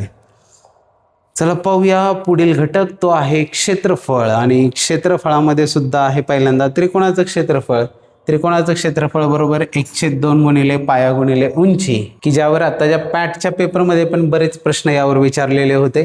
त्रिकोणाचा जर तिन्ही बाजू माहीत असतील आणि उंची माहीत नसेल तर त्यासाठी हिरोचं सूत्र आहे. ते आपल्या वर्गातल्या अभ्यासक्रमात नाही आहे, पण माहितीसाठी हे असू द्या.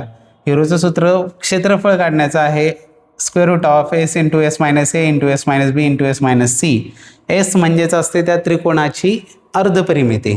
तिन्ही बाजूंच्या लांबींची बेरीज भागिले 2 केला की ती येते अर्धपरिमिती. a b c ह्या काय आहेत, तिन्ही बाजूंच्या लांबी आहेत.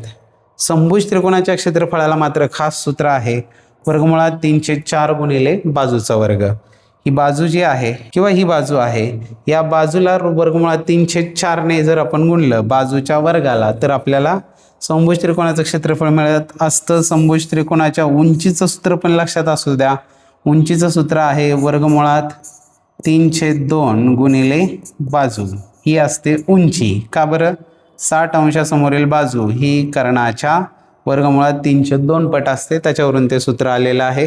आणि 1/2 गुणिले पाया गुणिले उंची करून आपण हे समभुज त्रिकोणाच्या क्षेत्रफळाचं सूत्र काढू शकतो. ते कसं काढायचं आता तो लेंदी विषय होईल. सध्या हे सूत्र लक्षात असू द्या. क्षेत्रफळाचं एकक हे चौरस मीटर किंवा चौरस सेंटीमीटर असतं, हेही लक्षात असू द्या. जाऊया पुढे आहे क्षेत्रफळ, आणि ते कुणाचं, चौकोन आणि वर्तुळाचं. तर क्षेत्रफळामध्ये पहिलं म्हणजे आहे चौरसाचं क्षेत्रफळ, तो म्हणजे असतो बाजूचा वर्ग. दुसरं सूत्र लक्षात ठेवा, कर्ण वर्ग भागिले 2 जरी केलं तरी सुद्धा आपल्याला चौरसाचं क्षेत्रफळ मिळत असतं. आयताचं क्षेत्रफळ लांबी गुणिले रुंदी असतं. वर्तुळाचं क्षेत्रफळ πr² आहे.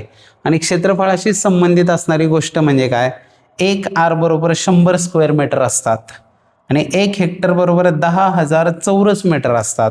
थोडक्यात काय आहे, 1 एकर बरोबर असतात 40r. 1 एकरमध्ये 40r येतात, आणि 1 हेक्टरमध्ये येतात 100r. म्हणजेच 1 हेक्टर म्हणजे किती होणार, तर 1 हेक्टर बरोबर 40 × 80 आणि 20 100 म्हणजेच 2.5 एकर. 1 एकर म्हणजे 40r, 1 हेक्टर म्हणजे 100r. 1 हेक्टर म्हणजेच 2.5 एकर असतात, आणि 1r म्हणजेच काय असतो, 100 स्क्वेअर मीटर म्हणजे 100 चौरस मीटर असतो. काही उदाहरणांमध्ये देखील यावर आधारित प्रश्न विचारतात. शक्यतो तिथं हे कन्व्हर्जन कंसात देतात, पण जर नाही दिलं तर ते आपल्याला माहीत असणं गरजेचं आहे. चला पाहू पुढील उपघटक, आणि तो आहे पृष्ठफळ. पृष्ठफळ कुणाचं काढतो आपण, त्रिमितीय आकारांचं काढत असतो. पृष्ठफळ म्हणजेच त्याच्या सर्व पृष्ठांच्या क्षेत्रफळांची बेरीज असते. घनाचं पृष्ठफळ बरोबर 6 गुणिले बाजूचा वर्ग. एक बाजूचं क्षेत्रफळ म्हणजे बाजू गुणिले बाजूचा वर्ग, कारण चौरस आकृती बाजू असतात. अशी 6 पृष्ठ असतात घनाला, म्हणजे 6 गुणिले बाजूचा वर्ग हे झालं याचं पृष्ठफळ। इष्टिकाचे तिचं एकूण पृष्ठफळ काढण्याचं आहे 2 गुणिले लांबी गुणिले रुंदी अधिक रुंदी गुणिले उंची अधिक उंची गुणिले लांबी, आणि याची प्रमाणित एकक चौरस सेंटीमीटर आणि चौरस मीटर ही आहेत, कारण ही एक प्रकारची क्षेत्रफळच आहेत। चला पाहूया पुढील उपघटक। पुढे आहे तो म्हणजे घनफळ। घनफळ म्हणजेच वस्तूने अवकाशामध्ये व्यापलेली जागा। तर अवकाशात व्यापलेली जागा, मग याचं सूत्र आहे लांबी गुणिले रुंदी गुणिले उंची। पण घन जो आहे या घनामध्ये तीनही बाजू समान लांबीच्या असतात, त्यामुळे घनाचं घनफळ बरोबर बाजूचा घन असतो, आणि इष्टिकाची तिचं घनफळ बरोबर लांबी गुणिले रुंदी गुणिले उंची असतो। सुरुवातीला सांगितलेलं 1 लिटर बरोबर 1000 घन सेंटीमीटर हे लक्षात ठेवा। बऱ्याचशा शाब्दिक उदाहरणांमध्ये याचा वापर करावा लागणार आहे। जाऊया पुढील उपघटकाकडे। पुढे आहे मूलभूत संकल्पना। ही आता आपण आलेलो आहोत सांख्यिकीमध्ये। महत्त्वमापन नंतर सांख्यिकी होतं। सांख्यिकीमध्ये दिलेल्या सांख्यिक माहितीला आपण सामग्री असं म्हणत असतो, आणि सामग्रीतील प्रत्येक नमुन्याला म्हणजे प्रत्येक संख्येला त्यातल्या आपण प्राप्तांक असं म्हणत असतो। काही विधानं यावर येऊ शकतात सत्य असत्य त्यामुळे या बेसिक गोष्टी माहीत पाहिजे, कारण अभ्यासक्रमात लिस्टेड घटक आहे। हे कोणत्याही पुस्तकातून घेतलेलं नाही, तर हे परीक्षा परिषदेने जाहीर केलेल्या अभ्यासक्रमाची आपण उजळणी करत आहोत। सरासरी काढण्यासाठी काय करायचे, सर्व प्राप्तांकांची बेरीज करायची आहे आणि त्याला एकूण प्राप्तांकांच्या संख्येने भागायचं आहे। सरासरीलाच मध्यमान असेही म्हणतात, हे आपण अगदी सुरुवातीला पाहिलं होतं।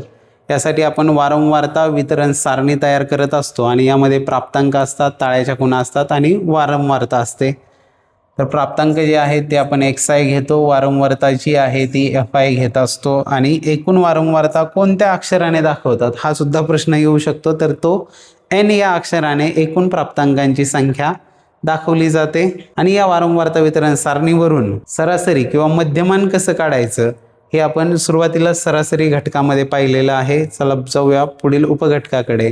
क्रमवार संख्यांची सरासरी काढण्यासाठी महत्त्वाची गोष्ट लक्षात ठेवा की 3 किंवा 5 किंवा 7 म्हणजे विषम संख्येमध्ये जर क्रमवार समसंख्या असू द्या किंवा विषम संख्या असू द्या, तर मधली जी संख्या आहे ती त्या संख्यांची सरासरी असते।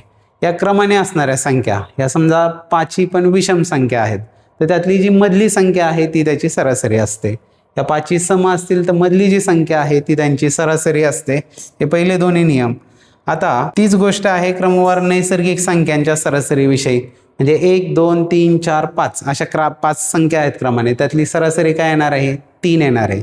11 12 13 14 15 सरासरी काय असणार आहे, 13 मधली संख्या कोणत्याही क्रमाने असणाऱ्या संख्या।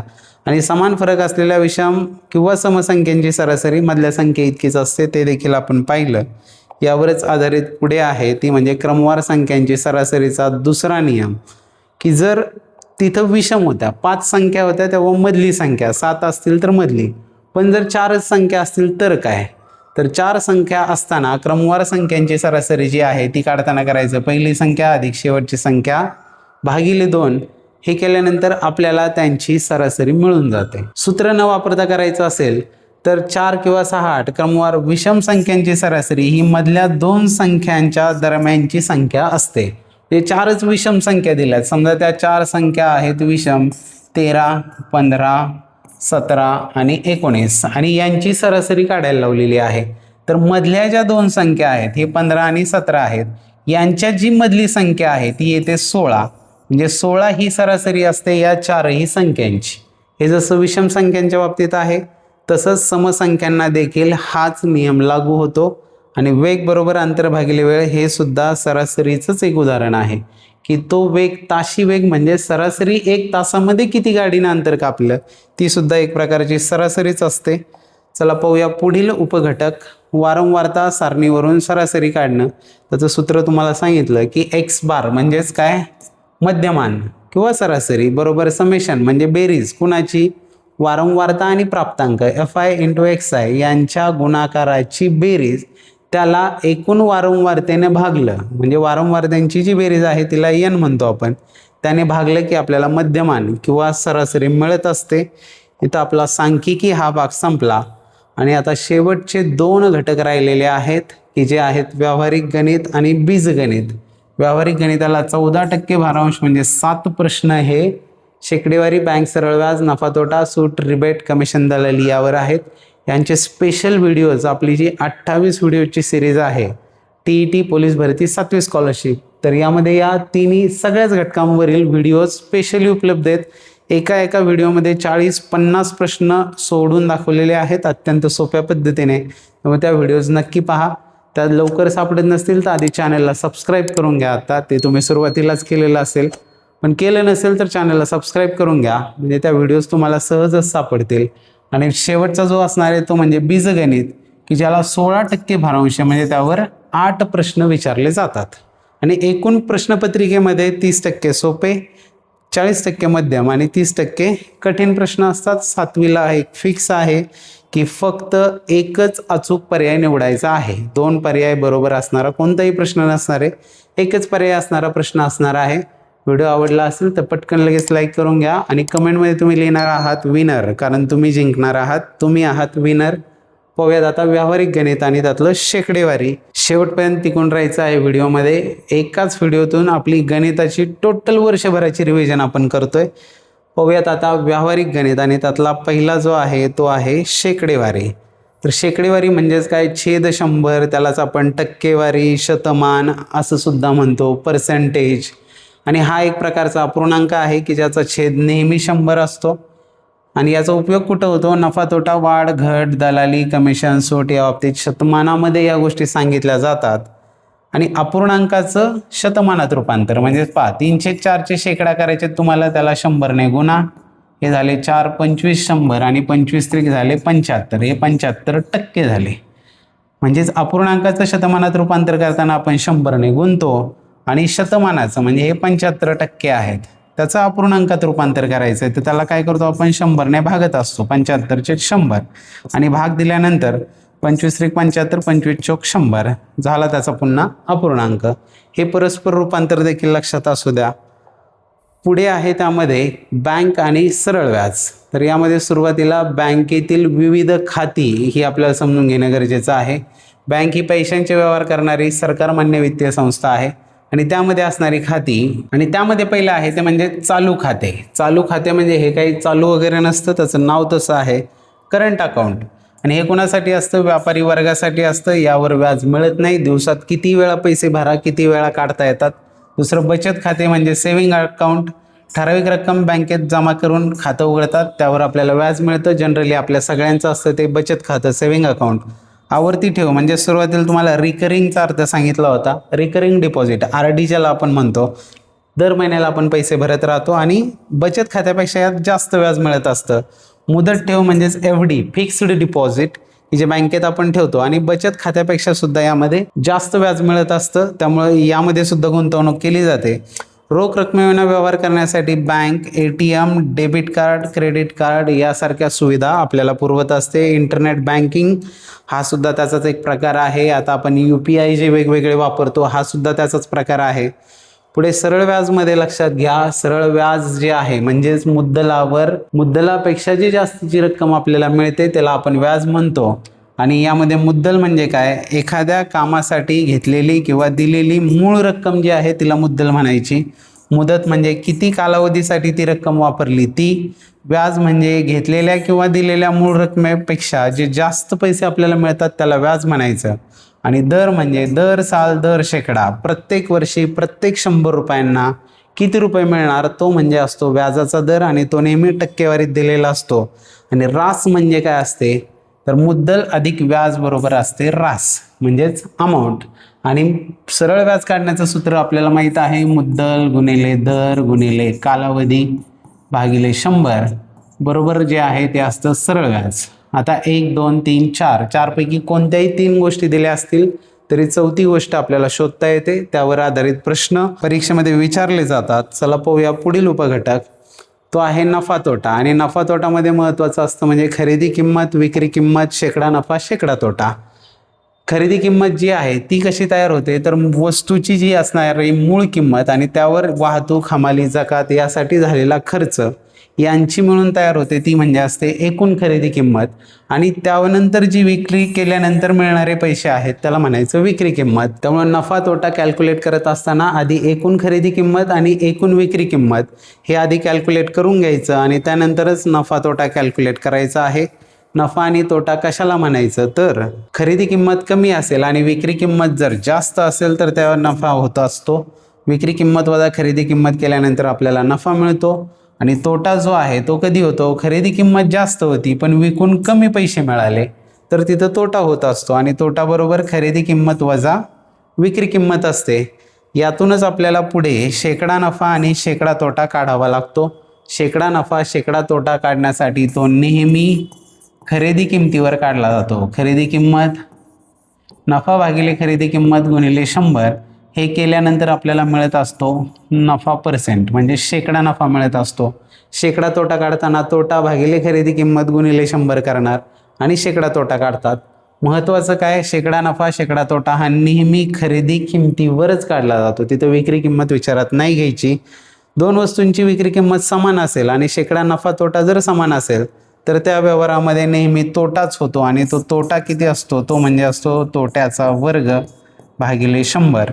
एवढा तोटा त्या ट्रान्झॅक्शनमध्ये होत असतो. या टाईपचा एखादा प्रश्न येऊ शकतो आणि हे सूत्र तिथं आपल्याला झटपट मदतीला येणार आहे. चला पाहूया पुढील उपघटक, तो म्हणजे छापील किंमत आणि सूट दलाली कमिशनमधला. छापील किंमत म्हणजे वस्तूवर जी MRP छापलेली असते विक्रीसाठी ती छापील किंवा दर्शनी किंमत असं तिला म्हटलं जातं. आणि या छापील किंमतीवर दुकानदार काय करतात, सूट जाहीर करतात, म्हणजे काही किंमत कमी घेतात पैसे. आणि छापील किंमत वजा सूट केल्यानंतर जी विकली जाते ती असते विक्री किंमत.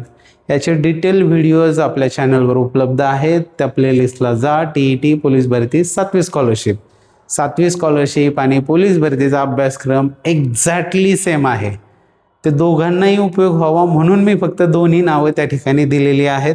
सूट काढत असताना ही अशी पण काढली जाते किंवा शेकड्यामध्ये पण काढली जाते. शेकडा सूट काढताना ती नेहमी छापील किंमतीवरच कॅल्क्युलेट केली जाते, हे सुद्धा आपल्या ध्यानात असेल. पुढचं आहे रिबेट आणि कमिशन दलाली. तर रिबेट म्हणजे काय, तर खादी ग्रामोद्योग किंवा सरकारी संस्था काय करतात, उत्पादकांना दिलेल्या विशेष सवलतीला रिबेट म्हणतात. म्हणजे एवढ्या रुपयांची खरेदी केल्यावर तुम्हाला त्यावर एवढी सूट मिळाली असं कोण करतं, दुकानदार जाहीर करतो. पण त्याला पैसे कुठून मिळतात, शासनाकडून मिळतात, ते म्हणजे असतं रिबेट.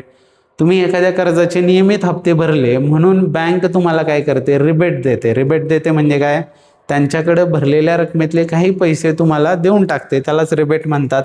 कमिशन म्हणजेच काय, जे मध्यस्थ असतात, जे दलाल असतात, दलालांनाच वेगवेगळी नावं आहेत, ते म्हणजे फॅक्टर, डिक्रेडर एजंट, ब्रोकर, लिलावकर्ता, ही दलालांना दिलेली नावे आहेत. आणि हे काय करतात, एकाकडली घेतलेली वस्तू दुसऱ्याला विकून द्यायची आणि दोघांकडून सुद्धा पैसे घ्यायचे आणि ते ठराविक टक्क्यांनी घेतात. आणि ती घेतलेली रक्कम म्हणजेच त्यामध्ये असते मिळालेली दलाली. शेकडेवारीवर ज्यांचं कमांड आहे त्यांना हे घटक काही अवघड नाहीत. इथपर्यंत झालं हे म्हणजे व्यावहारिक गणित. आणि शेवटी आहे ते म्हणजे आहे बीजगणित, की ज्याला 16% भारांश आहे आणि ज्यावर 8 प्रश्न विचारले जाणार आहेत. त्यात पहिल्यांदा आहेत त्या म्हणजे बैजिक राशी. बैजिक राशी कुणाला म्हणायचं, तर संख्या व अक्षरे वापरून तयार होणारी गणिती मांडणी म्हणजे बैजिक राशी होय, की ज्यामध्ये संख्याही असतात आणि अक्षरही असतात.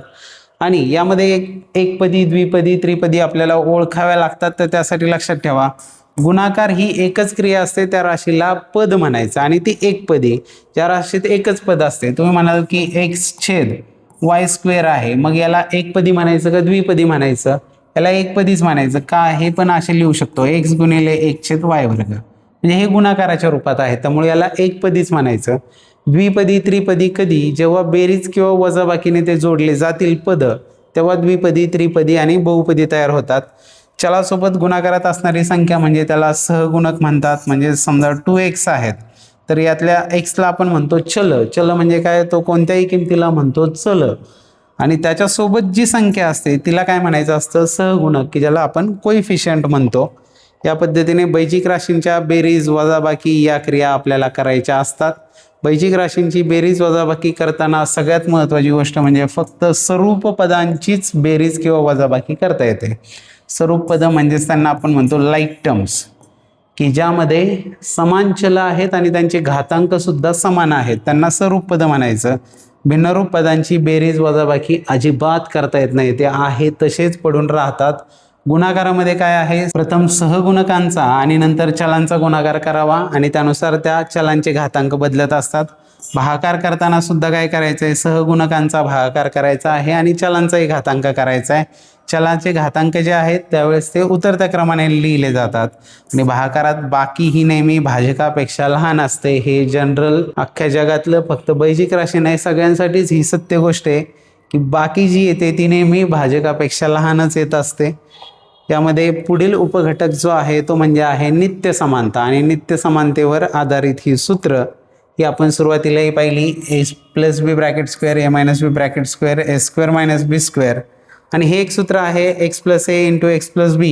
हे सूत्र पाठकारा होत असेल तर ठीक, नसेल होत तर परीक्षेमध्ये डायरेक्ट मांडणी करून गुणाकार केला तरी देखील हे चालणार आहे. पुढील उपघटक यातीलच नित्य समानतेची विविध सूत्र दिलेली आहेत आणि या सूत्रांचा ही तुमची पाठही असतील. यामध्ये लक्षात घेण्यासारखी गोष्ट एवढीच की ए प्लस बी ब्रॅकेट क्यूब आणि ए मायनस बी ब्रॅकेट क्यूब हे सेम आहेत, फक्त काय चिन्हांचा बदल आहे.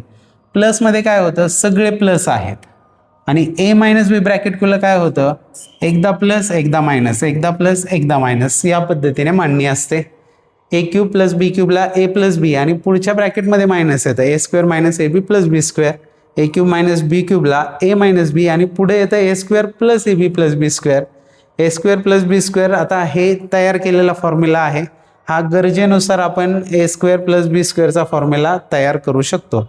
इथं A plus B bracket square minus 2ab आहे. याला जर इथं ए मायनस बी केलं तर काय होईल, हाच होऊ शकतो ए मायनस बी ब्रॅकेटचं स्क्वेअर. इथं मायनस 2ab येणार आहेत, ते कट करण्यासाठी आपण काय करणार, प्लस 2ab यात करणार. म्हणजे हे फॉर्म्युले जे आहेत आणि याची किंमत सुद्धा ए स्क्वेअर प्लस बी स्क्वेअर येणार आहे. गरजेनुसार आपण हे फॉर्म्युले तयार करू शकतो. चला पाहूया पुढे. पुढे आहे बैजिक राशींचे अवयव आणि यामध्ये आहेत एकपदीचे अवयव, द्विपदी, पूर्णवर्ग राशी, दोन पूर्ण वर्गांच्या वजाबाकी आणि त्रिपदीचे अवयव. एकपदीचे अवयव काय करतात, सहगुणक आणि चलांच्या घातांकाचे मूळ अवयव पाडून तसे लिहायचे. द्विपदीचे पाडताना सामायिक पद कंसाच्या बाहेर काढायचं आहे आणि त्याचे अवयव लिहायचे. पूर्णवर्ग राशीचे अवयव काढताना नित्य समानता सूत्रांचा वापर करायचा आणि विस्तार जो आहे त्याला उलटा करायचा आहे, म्हणजे आपल्याला त्याचे अवयव मिळतात. दोन पूर्ण वर्गांच्या वजाबाकीचे अवयव काढताना ए स्क्वेअर मायनस बी स्क्वेअर याचा वापर करायचा, ए प्लस बी इंटू ए मायनस बी हे त्याचे अवयव होत असतात.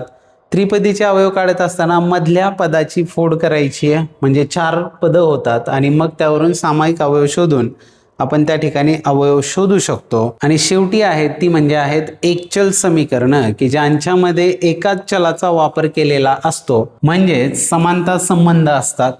आणि याची उकल म्हणजेच काय, चलाच्या ज्या किमतीने समीकरणाचे समाधान होते, म्हणजे दोन्ही बाजू इक्वल येतात, त्याला त्या समीकरणाची उकल म्हणतात. एकचल समीकरणांमध्ये एकच चल असतं.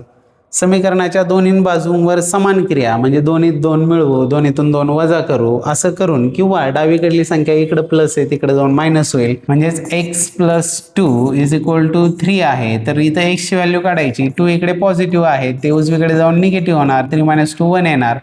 या पद्धतीने आपण ही एकचल समीकरणं सोडवत असतो.